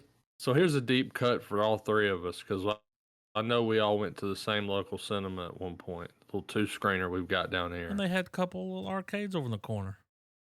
Yeah. They had this basketball arcade game Yeah. that was the fucking shit. It's I to cannot burn remember time what for it the was. kids while you're waiting. Yeah. But hear me out though. If you want like people coming back, even if you just want that additional revenue coming in, you take a page out of Japan for this, man. You get an arcade, box arcade, like video game set, all that. Because first off, most kids these days don't. I mean, unless we're just that old now, we don't realize just how popular pickleball is. What With you do older is people. you set up an arcade. You create a pass. They have these things that you can have. It's in one of these arcades in Japan, and I thought it was the coolest fucking thing. And I'm like, that's your repeat customer thing right there. You get a card. It's like a laminate that you get when you first get there. You pay for it. You go to a game, pop that card in, put the coin in, go. It saves your fucking data. It's It like sounds your like Dave it's like and your memory Buster's. card. Yeah. It's your memory card. Dave And and Buster's. But have here's these. the thing. Here's the thing, though, Trav. Why are you going to go to a theater and put quarters into a machine when you can pull your phone out and play a more advanced version on your phone than what but you've we got have to in just that theater? you're absolutely right, Griff. Well, But these games you are for still, the adults. But we have to remove that whole. As much as it doesn't make sense. We got to think almost like these business people, though. You got to remove the idea that if someone wants a quick game fix, I mean, hell, I have almost like a third of the Game Boy Advance's library on my fucking iPhone right now. Yeah. So I totally agree with you. Why would you go to an arcade when most people's arcades are in their fucking pocket 90% of the time? Yeah. But on a business model level, if you're trying to have an extra incentive and everything, I feel like a tried and true classic arcade game with arcade shooters, because let's face it, those are the best. House of the Dead, like it's just there's an experience there where it's two homies taking a crack at it, randos walking up being like, all right, how far are you? You're like, I'm on level 6. They're like, oh shit, and they stick around and see what you do. Like there's something about this is for older people. Kids they're not it's like- playing shit like this. They're playing Roblox, I know. Minecraft. They're not into this shit. But a girl Yeah. can dream. Yeah, but also the ones that you drive, cruising the world where you could sit in it.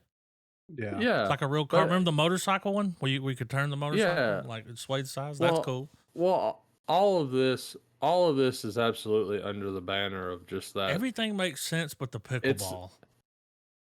But it's just none of it's really worth it in the theater concept anyway. Maybe like a because- small area with some games while you're waiting. Well, because Maybe you like got there early. first, The movie's not out. well, first of all, the fucking popcorn bucket craze is getting out of hand, guys. It is. It's getting It's out a of hand. phase. Yeah. Well, they're Like- trying and they're doing that. Dude, you don't even have now you can just order the bucket online. I mean, Yeah. Which is crazy. It's like crazy. I wanted that Batman lantern, but it's almost like ordering a band Plastic. shirt without going to the show and getting it. Yeah. Well, I think that the author of this article kind of sums everything up nicely. A basic ticket runs around $12 for adults, $9 for kids, 12 and under. That's not accounting for IMAX experience, which can run upwards of $20 for a single adult ticket. So for a family of Yeah. 4 to enjoy a flick on the big screen, it's going to cost them nearly $50. Add in the outrageous price of concessions on top of that, and you're looking at $100 or more for a 2-hour experience. Who can afford that on a regular basis? Sure, there are ways to save with matinee prices and discount cards, but when it comes right down to it, going to the movies these days is a luxury that many people just can't justify. While it's Yeah. understandable that theater chains want to do all they can to combat the growing streaming model, giving families the option to spend even more money on things like a meal before their film or an hour in an arcade isn't the answer. And No. renting a pickleball court, where did that idea even come from? See, here's Well, here's well, here's like what think they about it. How many times? Well, like just let me ask you guys this: how many times? Because it's one of the few films that I know you guys did repeat viewings. How many times did the two of you go watch The Hateful Eight in theaters? Twice. Yeah. I saw Django more, I but saw yeah. Django 3 Okay, times. just Yeah. in that amount of time, with the way ticket prices are now, would you guys have done that again? Well, the reason I did that is because I went with someone. I Yeah. wanted them to go. Yeah. I watched it over here, went back home, watched it, then went with someone. Like, Yeah. so if it's that case, if I'm alone, then hell no. I mean, I'll wait. I'm gonna buy this motherfucker, you know. Yeah. Yeah. But I wanted to go and look at someone's face while they were watching it on the big screen and be like, "It's good, ain't it?" You know, Yeah. you like that, you know. Yeah. Um, like here's what I think would be a better thing is like instead of a pickleball court, it's like they almost need to build around the theater itself. They need to build a complex to where it's like you've got a bowling alley, you've Yeah, got axe throwing, you've got top golf, you've got you food, know what I'm saying? a whole Like area. That yeah, way, Like, like let's say the parents want to go watch this movie, the kids don't. Well, go fucking hang out over here. yeah, You know, go play this stuff, do this. You all eat somewhere, dude. If have you guys ever ate at a fucking theater? Do you know how much that cost? yes, Nobody's yes, doing that. I yeah. mean, unless they just have the N- money. You'll do it a yeah, couple of times no. to check it out, and it's like, whoa, how much for a fucking Philly cheesesteak? Well, yeah, it's like, hey, we're gonna split a popcorn. Well, You dude, know, like we're not yeah, gonna. and see, I'm a cheap date when it comes to the theater. I'm not buying all that shit. I don't do it. No, I don't want to pee. I don't want to have to no. get up. I eat before I go. I'm there Now to I watch need that fucking now. movie on the big screen. Now I've gotten to where I don't want anything at I don't all. buy But like nothing. back in the day, I was a beverage guy. Like I at least want something to sip on. I'm not gonna guzzle it down during the previews and shit like some folks. Like there's times by the time Yeah. the opening credit hits, you're like, God damn, Well, this movies are motherfucker's just done too finished that. long now, and I'm like, I feel like I'm gonna have to go to the bathroom But if I'm guzzle but bucketing. but I'm right there with you though. Like I don't necessarily spend a lot. I already Like spent $10 the to last watch this shit. You know, I ain't trying to well spend like the fucking 30 last more. like the last movie that me and Deidre went and watched was Godzilla minus one. And just like Did easily y'all go somewhere over and eat before you went? no. You didn't make it a date night? You were like, we're going there, we're watching this? Well like we ate but we didn't like go sit down and eat somewhere. Like we grabbed Yeah, but something you ate. quick and went back to the house. Yeah, but I Oh, don't necessarily include that into the experience. Like that was more of like a something we were going to end up doing well, when you anyway, you eat know. before you go, you don't buy a bunch of food there. yeah, No, we got our stuff afterwards on the way Oh, back to the house. But that being said, though, while we were at the theater, we like I said, we bought 2 drinks and a medium bucket of popcorn, and all of that, I was still like worth it because the movie was goddamn fantastic. But at the same time, it was like I like that was one of the moments because it was something that I brought up with her when we got out to the car. I was like, you know what, I don't get. I don't get why like or I don't understand people that are like, I'm gonna go watch it again tomorrow night and again and again. People that will watch a movie almost every day while it's running in the theater. Like I that just doesn't make sense to me. yeah. Well, I Even mean, movies, nah. even Anytime I've movies ever done it, that I went and watched it with someone that wanted to yeah, go see it. same. It wasn't like, Like I'm going back for me. the only And 2 times matinees. I'm hitting Yeah, it the early. only two times I've ever did, sadly I've only did repeat viewings twice, and the first one I'm proud of, but the second one I was like, fuck again. The first one was it was the first J.J. Abrams Star Trek. Mm-hmm. Like the first time went for me, second time went for my cousin's birthday. I was like, hell yeah, I get to see the Enterprise come out of warp twice on this big fucking screen. Down. But with the Transformers thing, by like the halfway through the second view, and I'm like, dude, I really want to go home. Like this is good. Yeah. It's a fun movie, but I'm kind of fucking like I'm sitting there like kind of like doing the antsy, like, all right, let's get to the final fight. You already All know right, what's gonna happen. Optimus. Yeah. Yeah. But it also tells you the quality of movie too, because sitting through Star Trek again as opposed to sitting through Transformers again, it's like while they're both sci-fi and outrageous, like Star Trek's just a better story and a better movie overall, you know. My first one was Zombieland. Yeah. I went and watched that alone, and then I went back with my uncle and his son because they wanted to see it. And I was like, I'll go with y'all. You know, that's a comedy, so Yeah. Man, seeing Zombieland in theater, what made it for me, man, was hearing that nice polished not re-recording, but that polished up movie edit of for whom the bell tolls. Yeah. Because I went in cold, didn't realize like I knew it was comedy and everything, but I was like, is it gonna be like just dark comedy or is it gonna just barrel of laughs comedy? But when it starts and it's doing that whole opening montage, I'm like, this is just fucking cool, you know? Like, Yeah. I think the movie chains NATO, if you will, they're looking in the wrong direction. And what they're going to have to do, in my opinion, is find a more broad reason to bring people into theaters that can utilize the actual theater space itself other than movies.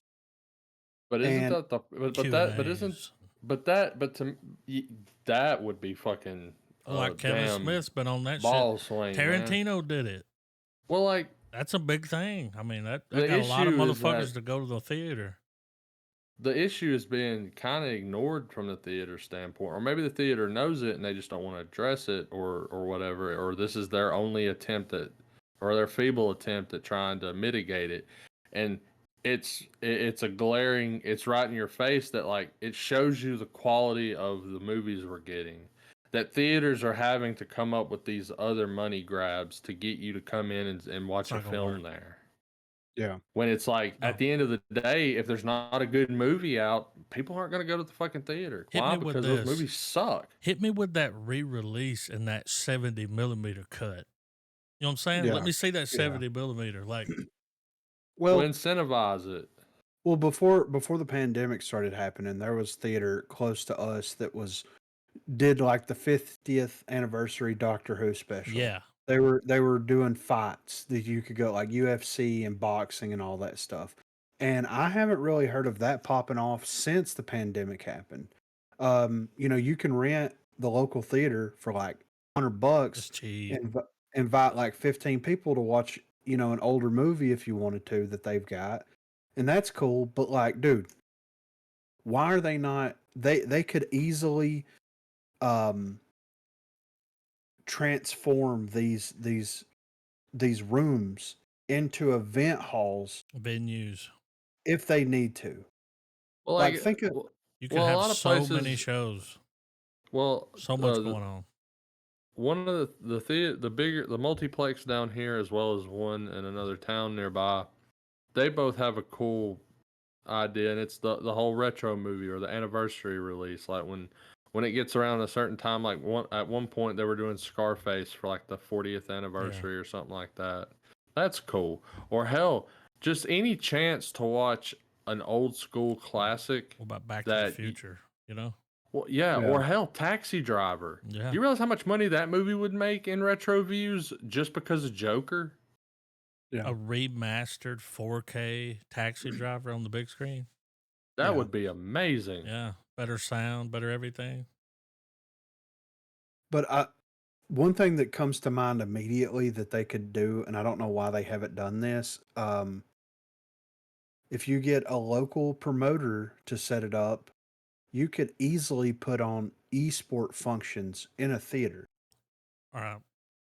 Have you seen these new bars? Barcades? Yes. Yeah. Amazing. Yes. It's got theater seating that's like goes up.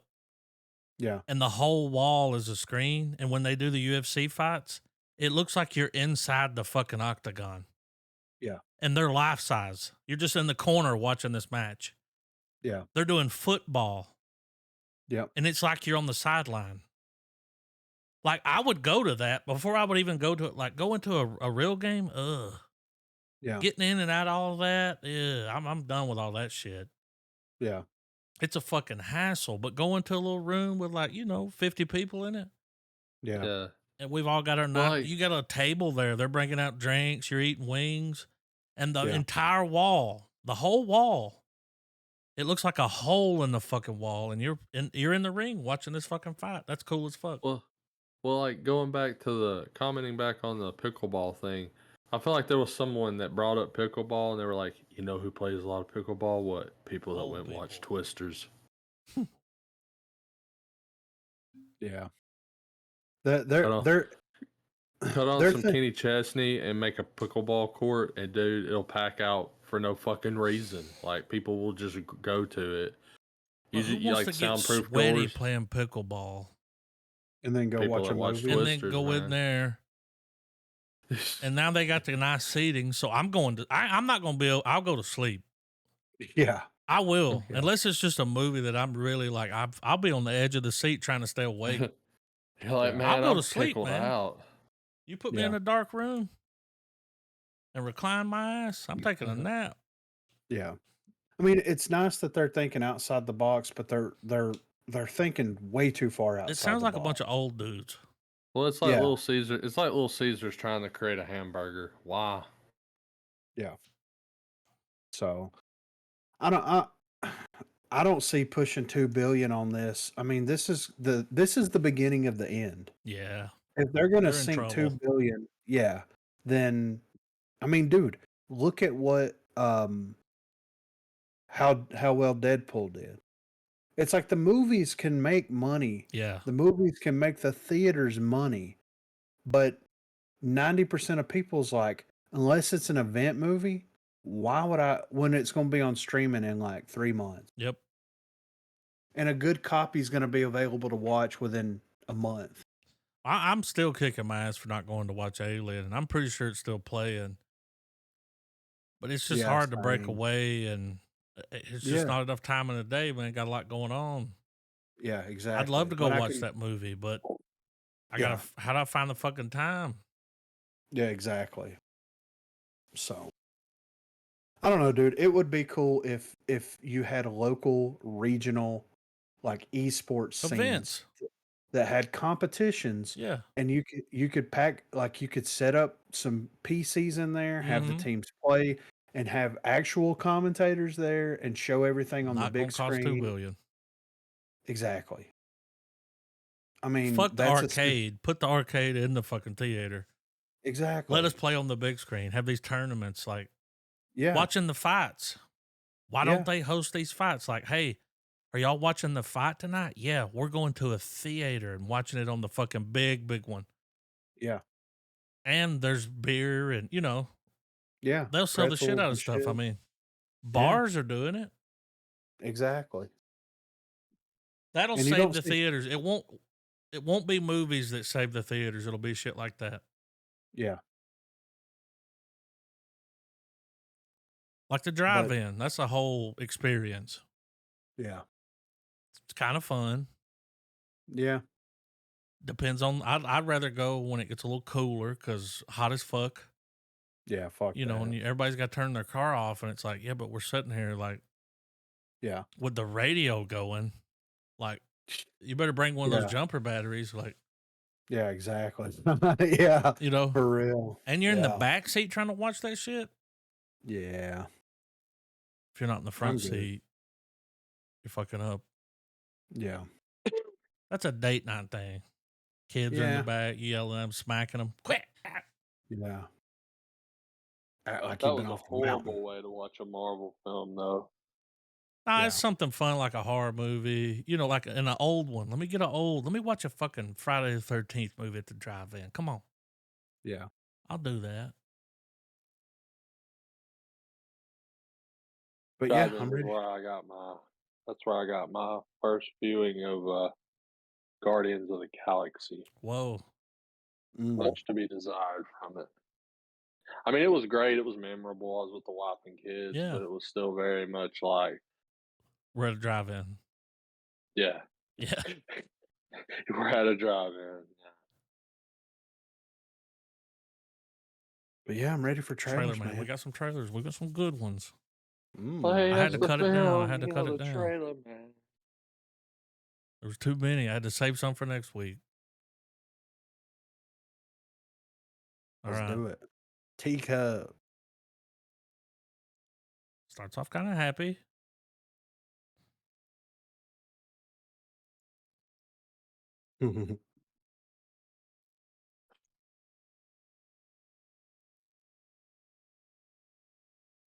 Ada!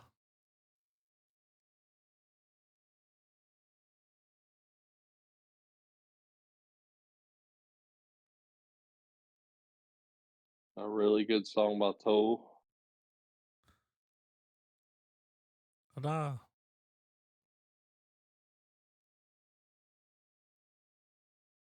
Mr. Joe. Oh. They saved that name.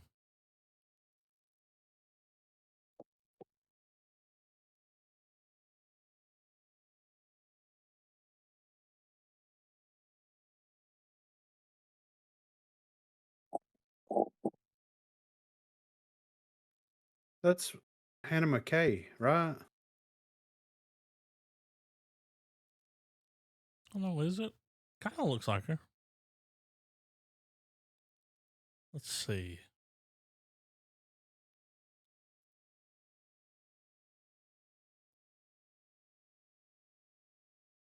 It is Hannah McKay.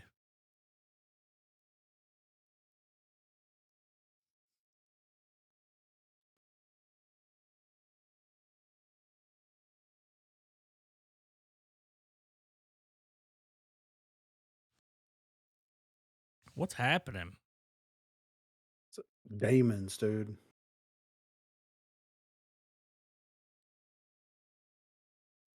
Skinwalkers, right? Tempest?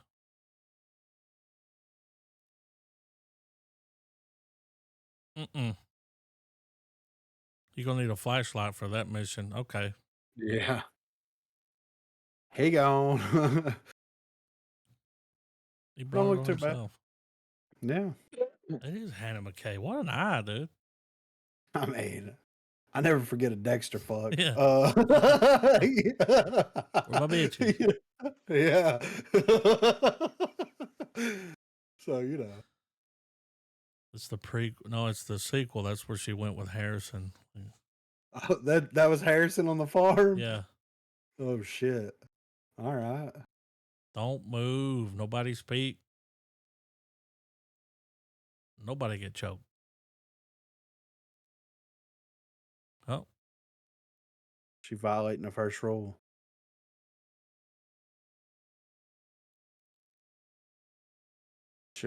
Ayahuasca?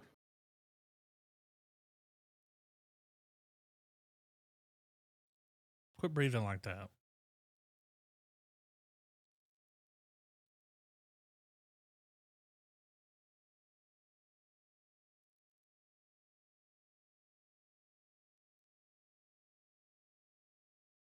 That's why I dropped it.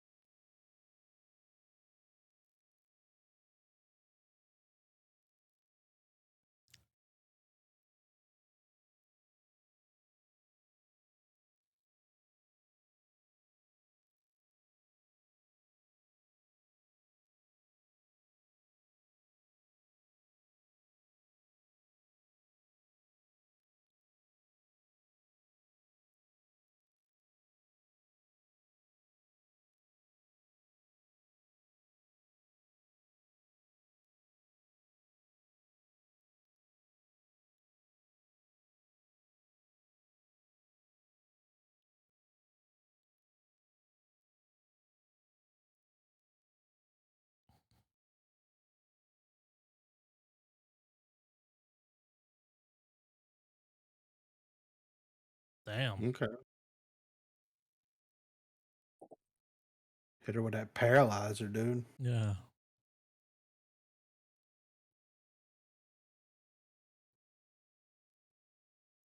No ads. Okay. Hello, Michael B. Jordan. Uh-oh.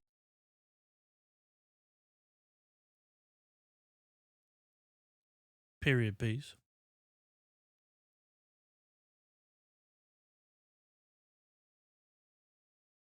Like the extra wide. Yeah. Damn. Rolling the hell out of that cigarette.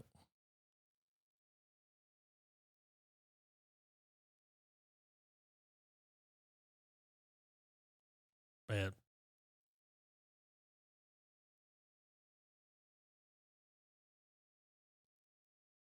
What's the chick from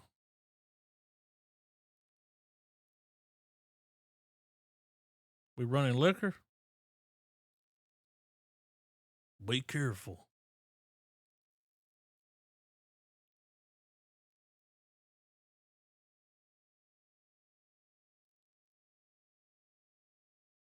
Got to be seen to believed.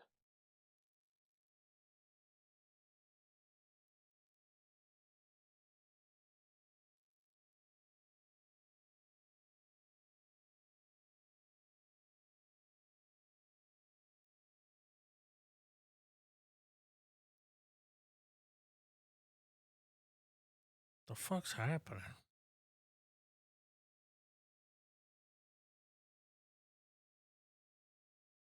Not by the hair of my chinny chin chin, mister.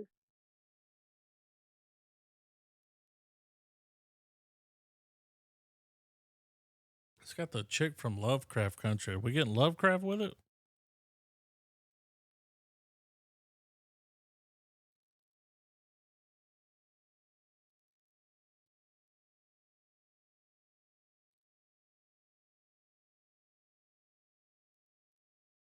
Okay. I didn't give much away. Mm-mm. I haven't had. Bad.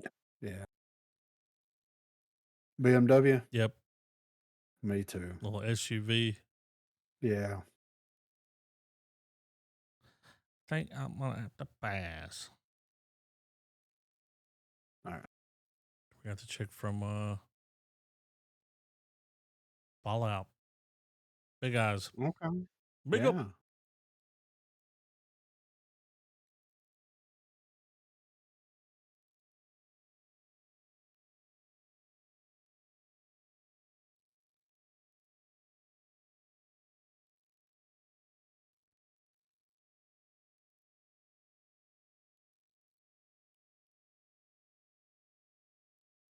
Mm-hmm.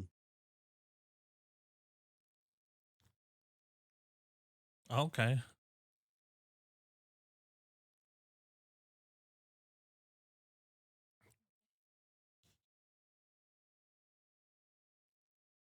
British Psycho.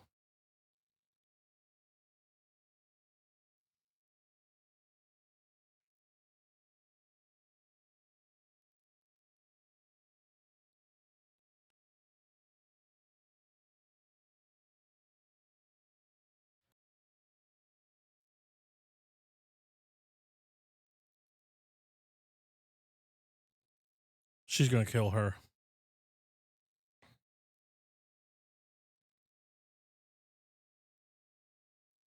I believe this is a series.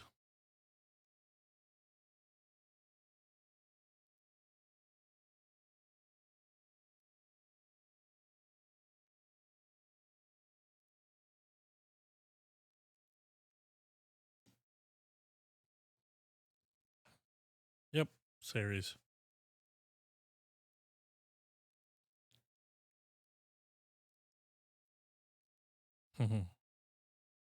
Stars. That's a Sky production. The Fall. It's a foreign. Coming soon.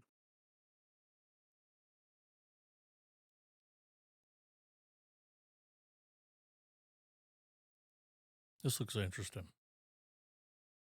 David Fincher?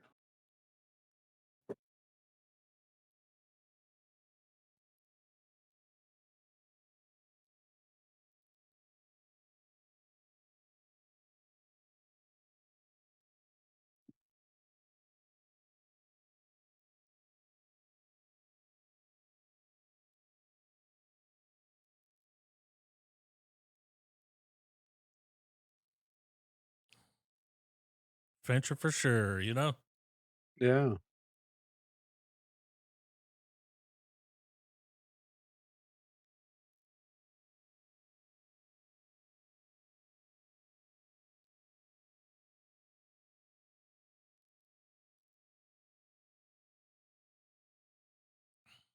From what I read, I think he was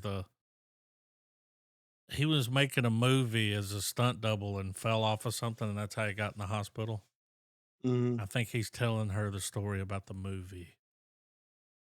It looks good. It does. I gotta add. BMW? Yeah. Yeah. Big screen in the back seat. I'll do it. Shoot Right. Rich for pickleball. All right, backing it up. Ooh, it's going to let us play a Red Band trailer? Moving on up.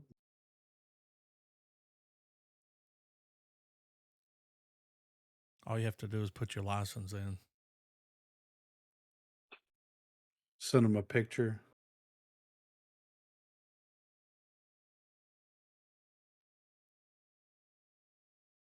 Why is it all loose and moving?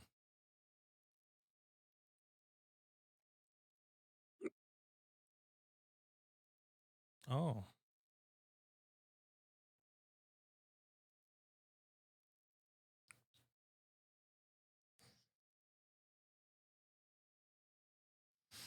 That motherfucker has a American flag down Mhm. bib.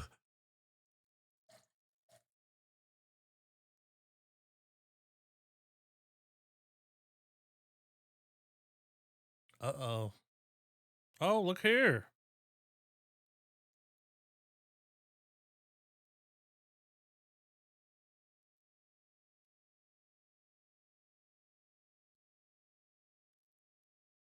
I thought that was Bam Margera for a second.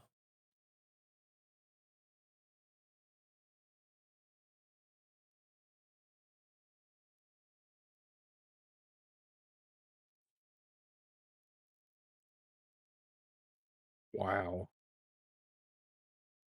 Them's fighting words.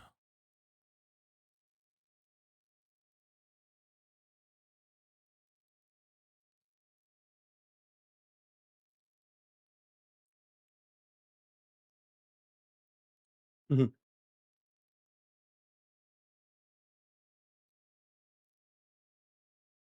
Damn.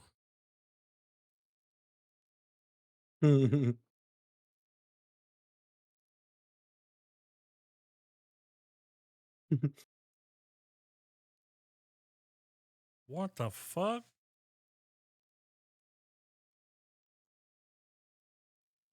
Are they all dead?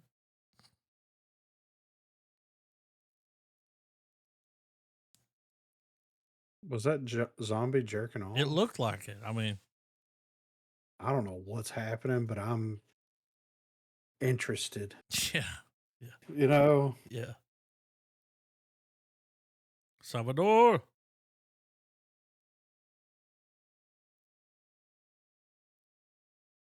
Check that out.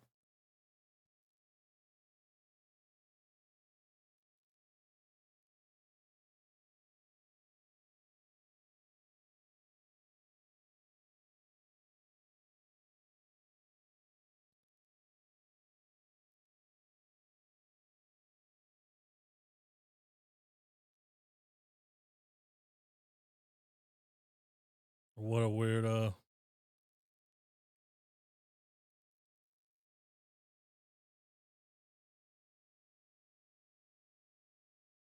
Mm.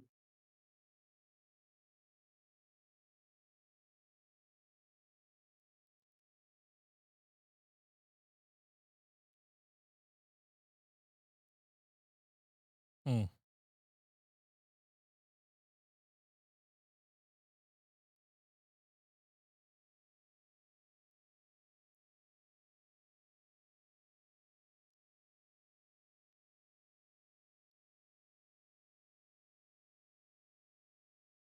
What? What the fuck?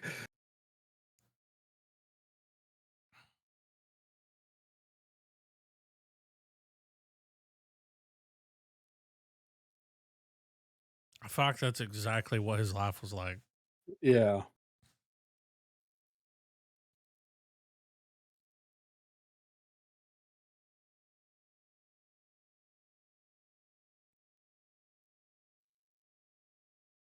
Someone made that a movie. Raining dead dogs, dude. I got an ad. What's this for? King Hawaiian rolls? No, Hawaiian Alright, What bites. is the deal with all these dead dogs?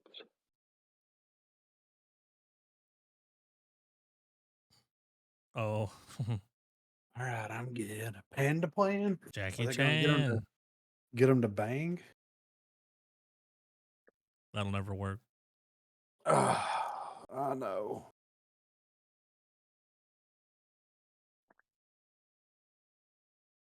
It's like Jackie Chan's Okay. Get Smart.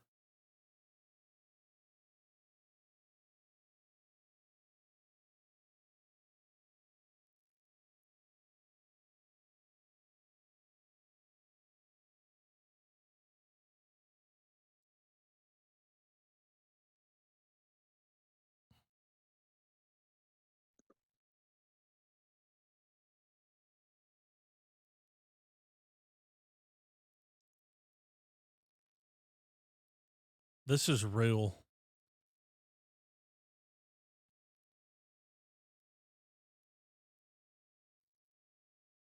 He's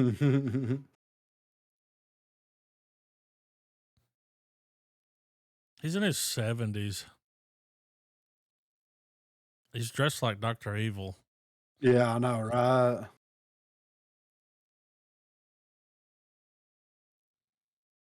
I like slapstick Jackie Chan.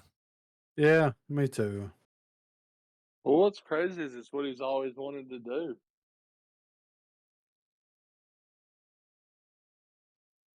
He's still got it.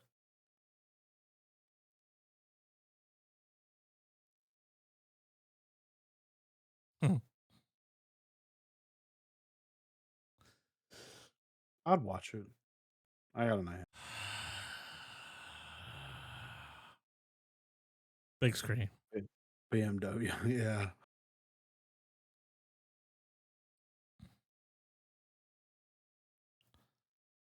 They must think we got a crypto group in here or something. I know. Hugh Grant. Jesus. Heritage. Oh, I think we watched a teaser for this. We did. This might be.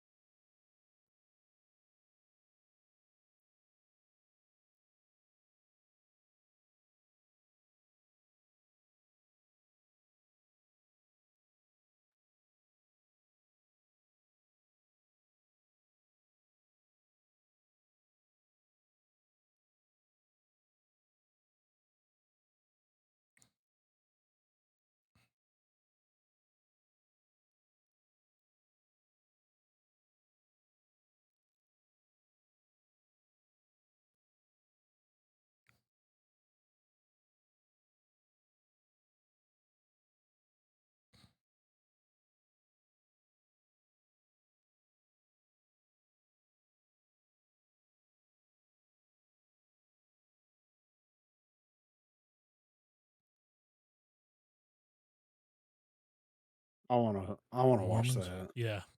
Yeah. I had. Mm-hmm.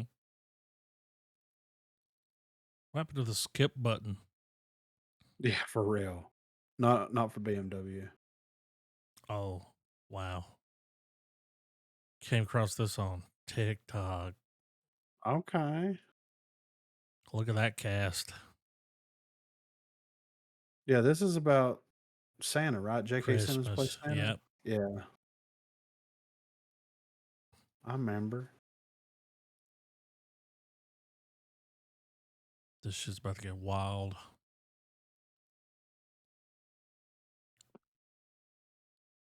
This dude doesn't age. No. He's the real Steve Rogers.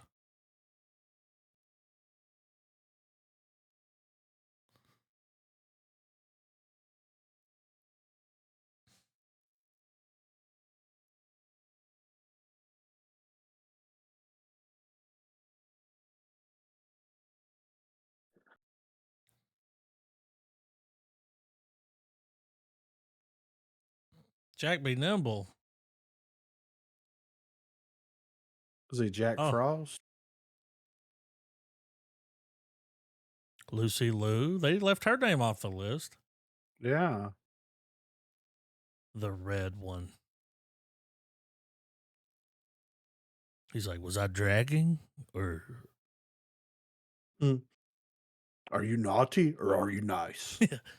smack? Yeah. Oh.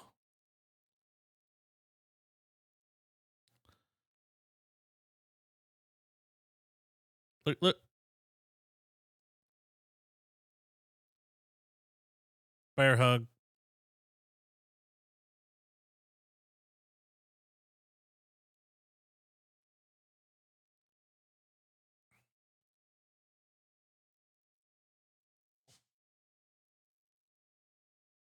Come on now.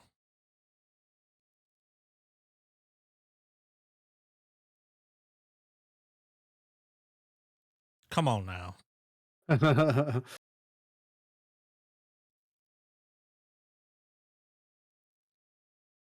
You know what they meant by everything. Yeah. So somebody's collecting Headless Horseman. Look, is that Krampus? I think it is, right? He smacked the shit out of that dude.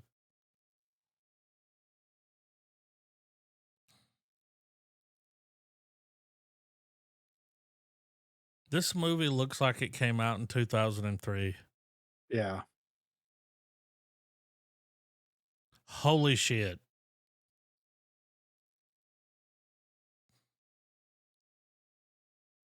Silly Goose Time.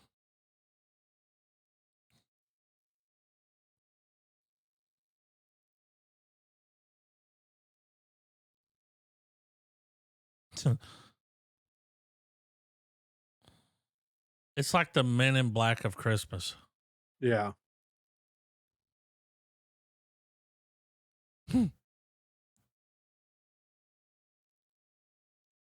I mean, I say we tack that on at the end of the Yeah, Why right. not? You know, That's- like it looks goofy, man.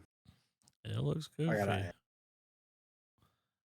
Yeah, I'm back on the BMW. yeah. I haven't left. Gladiator 2. All right, we got Pedro. We got Zale. I think this is gonna be a banger. We got Paul. All right. All right.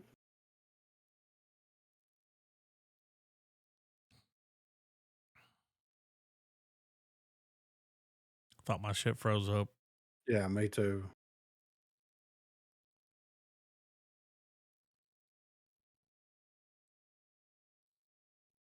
You want to go home? You want to go to the Coliseum? Mm-hmm. Pedro just fits that whole mold. Yeah.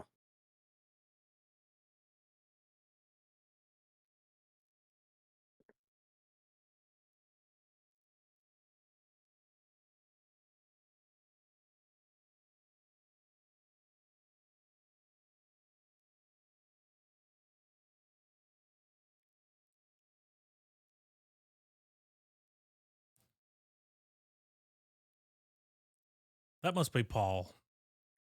He looks like Casey, right? A little bit, right? Yeah. It's the mouth.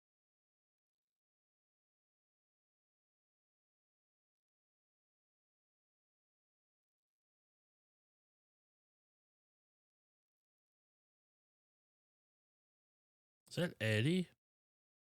Yeah.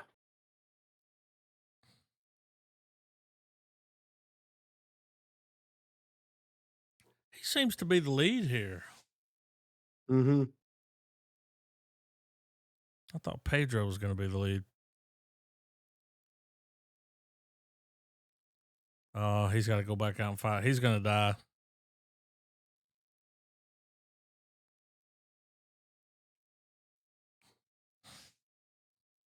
Why are they so pale?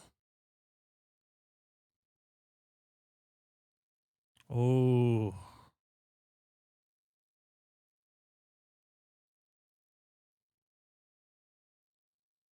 This could have been a show. Yeah, right.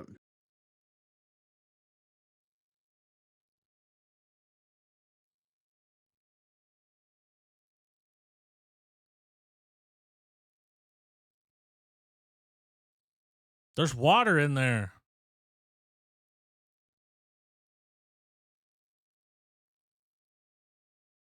This is what they got to do to bring people back to the theater. Yeah, for I'm not real, talking the right. movie. Fill that bitch up with water Yeah. and let people fight to the death. I got a Chevrolet commercial. Like he still hasn't bought the BMW. Yeah. He wants a Chevy. Yeah. Nope. Send him the Chevy. Yeah. Thunderbolts. I watched this trailer this morning. That looks pretty good. I haven't seen it. It's got the guy from The Hole.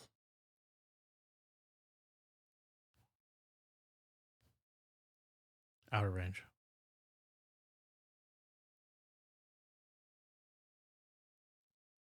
He's like, let me. Ooh, whoa. Hot dad. Yeah.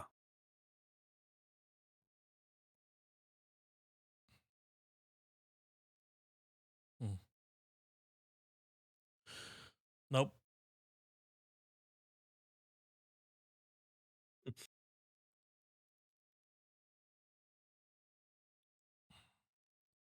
I'm the May Queen. Oh God.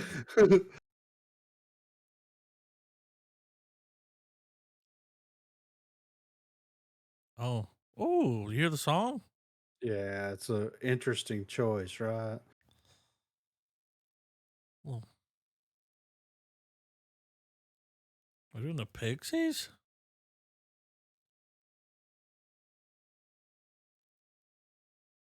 I like her. Empire State Building. Macaroni and cheese.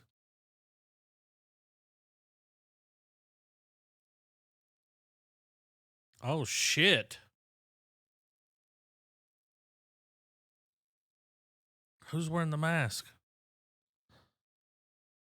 Taskmaster. Pretty sure. Oh. I'm Bill Pullman's son.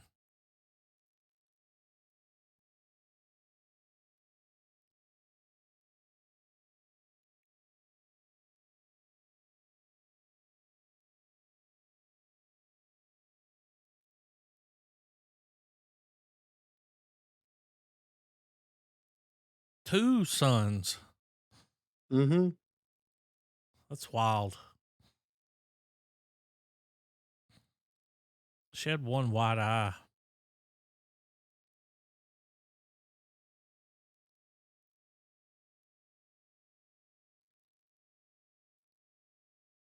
Who's he playing again? I don't know. Oh, I saw online. They said who he's playing, but I don't remember.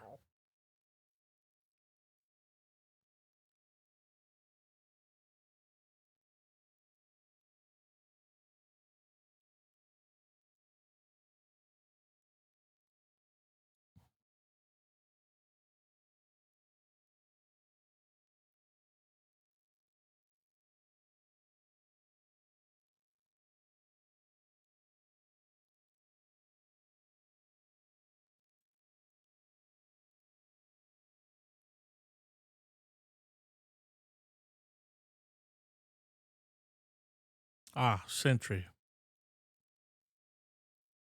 What? That's what they're cast him as claiming. Holy shit. Okay. I had to look it up because I couldn't remember. I remember Stephen Yin backed out. Yeah, he's playing Robert Reynolds. Yeah. Wow. Oh. Yeah, I mean, just give him a little credit. I mean, I like the guy, so like him. I'm for it. Yeah. That's okay. Okay. Okay. They saw Outer Range. They said this Yeah. dude's got some range. It's out of this world. Yeah. All right. How far are they gonna go with Sentry? Because like, we're probably not gonna see him as Sentry till the very Nah. fucking end. You know, man. Hey, Just to I mean, build they up to it. Sentry is too goddamn powerful for what the fuck they're showing in this trailer. Well, That's why they got him they locked up, like they did Supergirl. I think it'll be that whole they'll play him as no memories. Well, he's in that hospital. He was wearing a hospital gown. Yeah. Well, I he was in mean, a he was crate full that of he just bullet popped. holes, but no holes. Yeah. Like, Yeah. it's So I like, think it'll be him trying to figure. Like I think that where is my mind? It's in yeah, the song. he's Or gonna is be the the void? It's in the well. song. He's gonna be the target, and they're gonna be like using him as leverage to like Right. not. And then they like him. Yeah, they're You like know. he's all right. Yeah, Empire State Building. He take many bullets to chest. Yeah, he not die. He not die. He's not die. He's not die. He's not die. I don't How know. in the He's not hell? die. Yeah. I empty the entire Kalishnikov into his face. He's still breathing. Yeah, what are the numbers, Mason? All right, 6 Yellow Cootie. clips, Johnny. 6 clips. Whoever that is. The quality just keeps getting better. Yeah, dude. I want to see one of these shot on an iPhone, then I'll be sold. I bet they don't have a theater problem. No, Look dude. at this. Well, they're like they're offshoot discos, man. This motherfucker's He's still playing playing a a fucking flute, dude.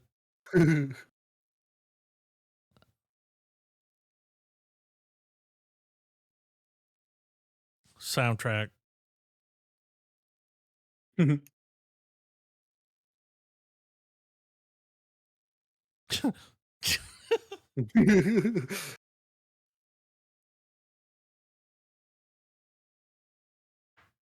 Goddamn Jesus. bullhorn.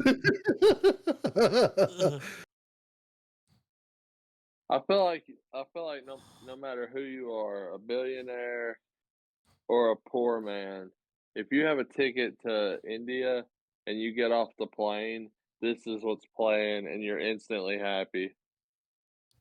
As you walk off the plane, you're like, and then here comes the other badass that's gonna kick his ass, you know?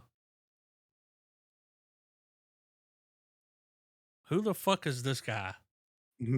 He's a badass, dude. He's a badass. Yeah. All right. All right. I gotta get back to the list. Where's the list? Borderlands. Hell yeah. I haven't watched it yet. Yeah. Borderlands and The Penguin. Yeah. Drops on Sunday. Penguin. Keep that in mind. Ep 2. I mean, checks on the I'm mouth. ready. And the flag is raised.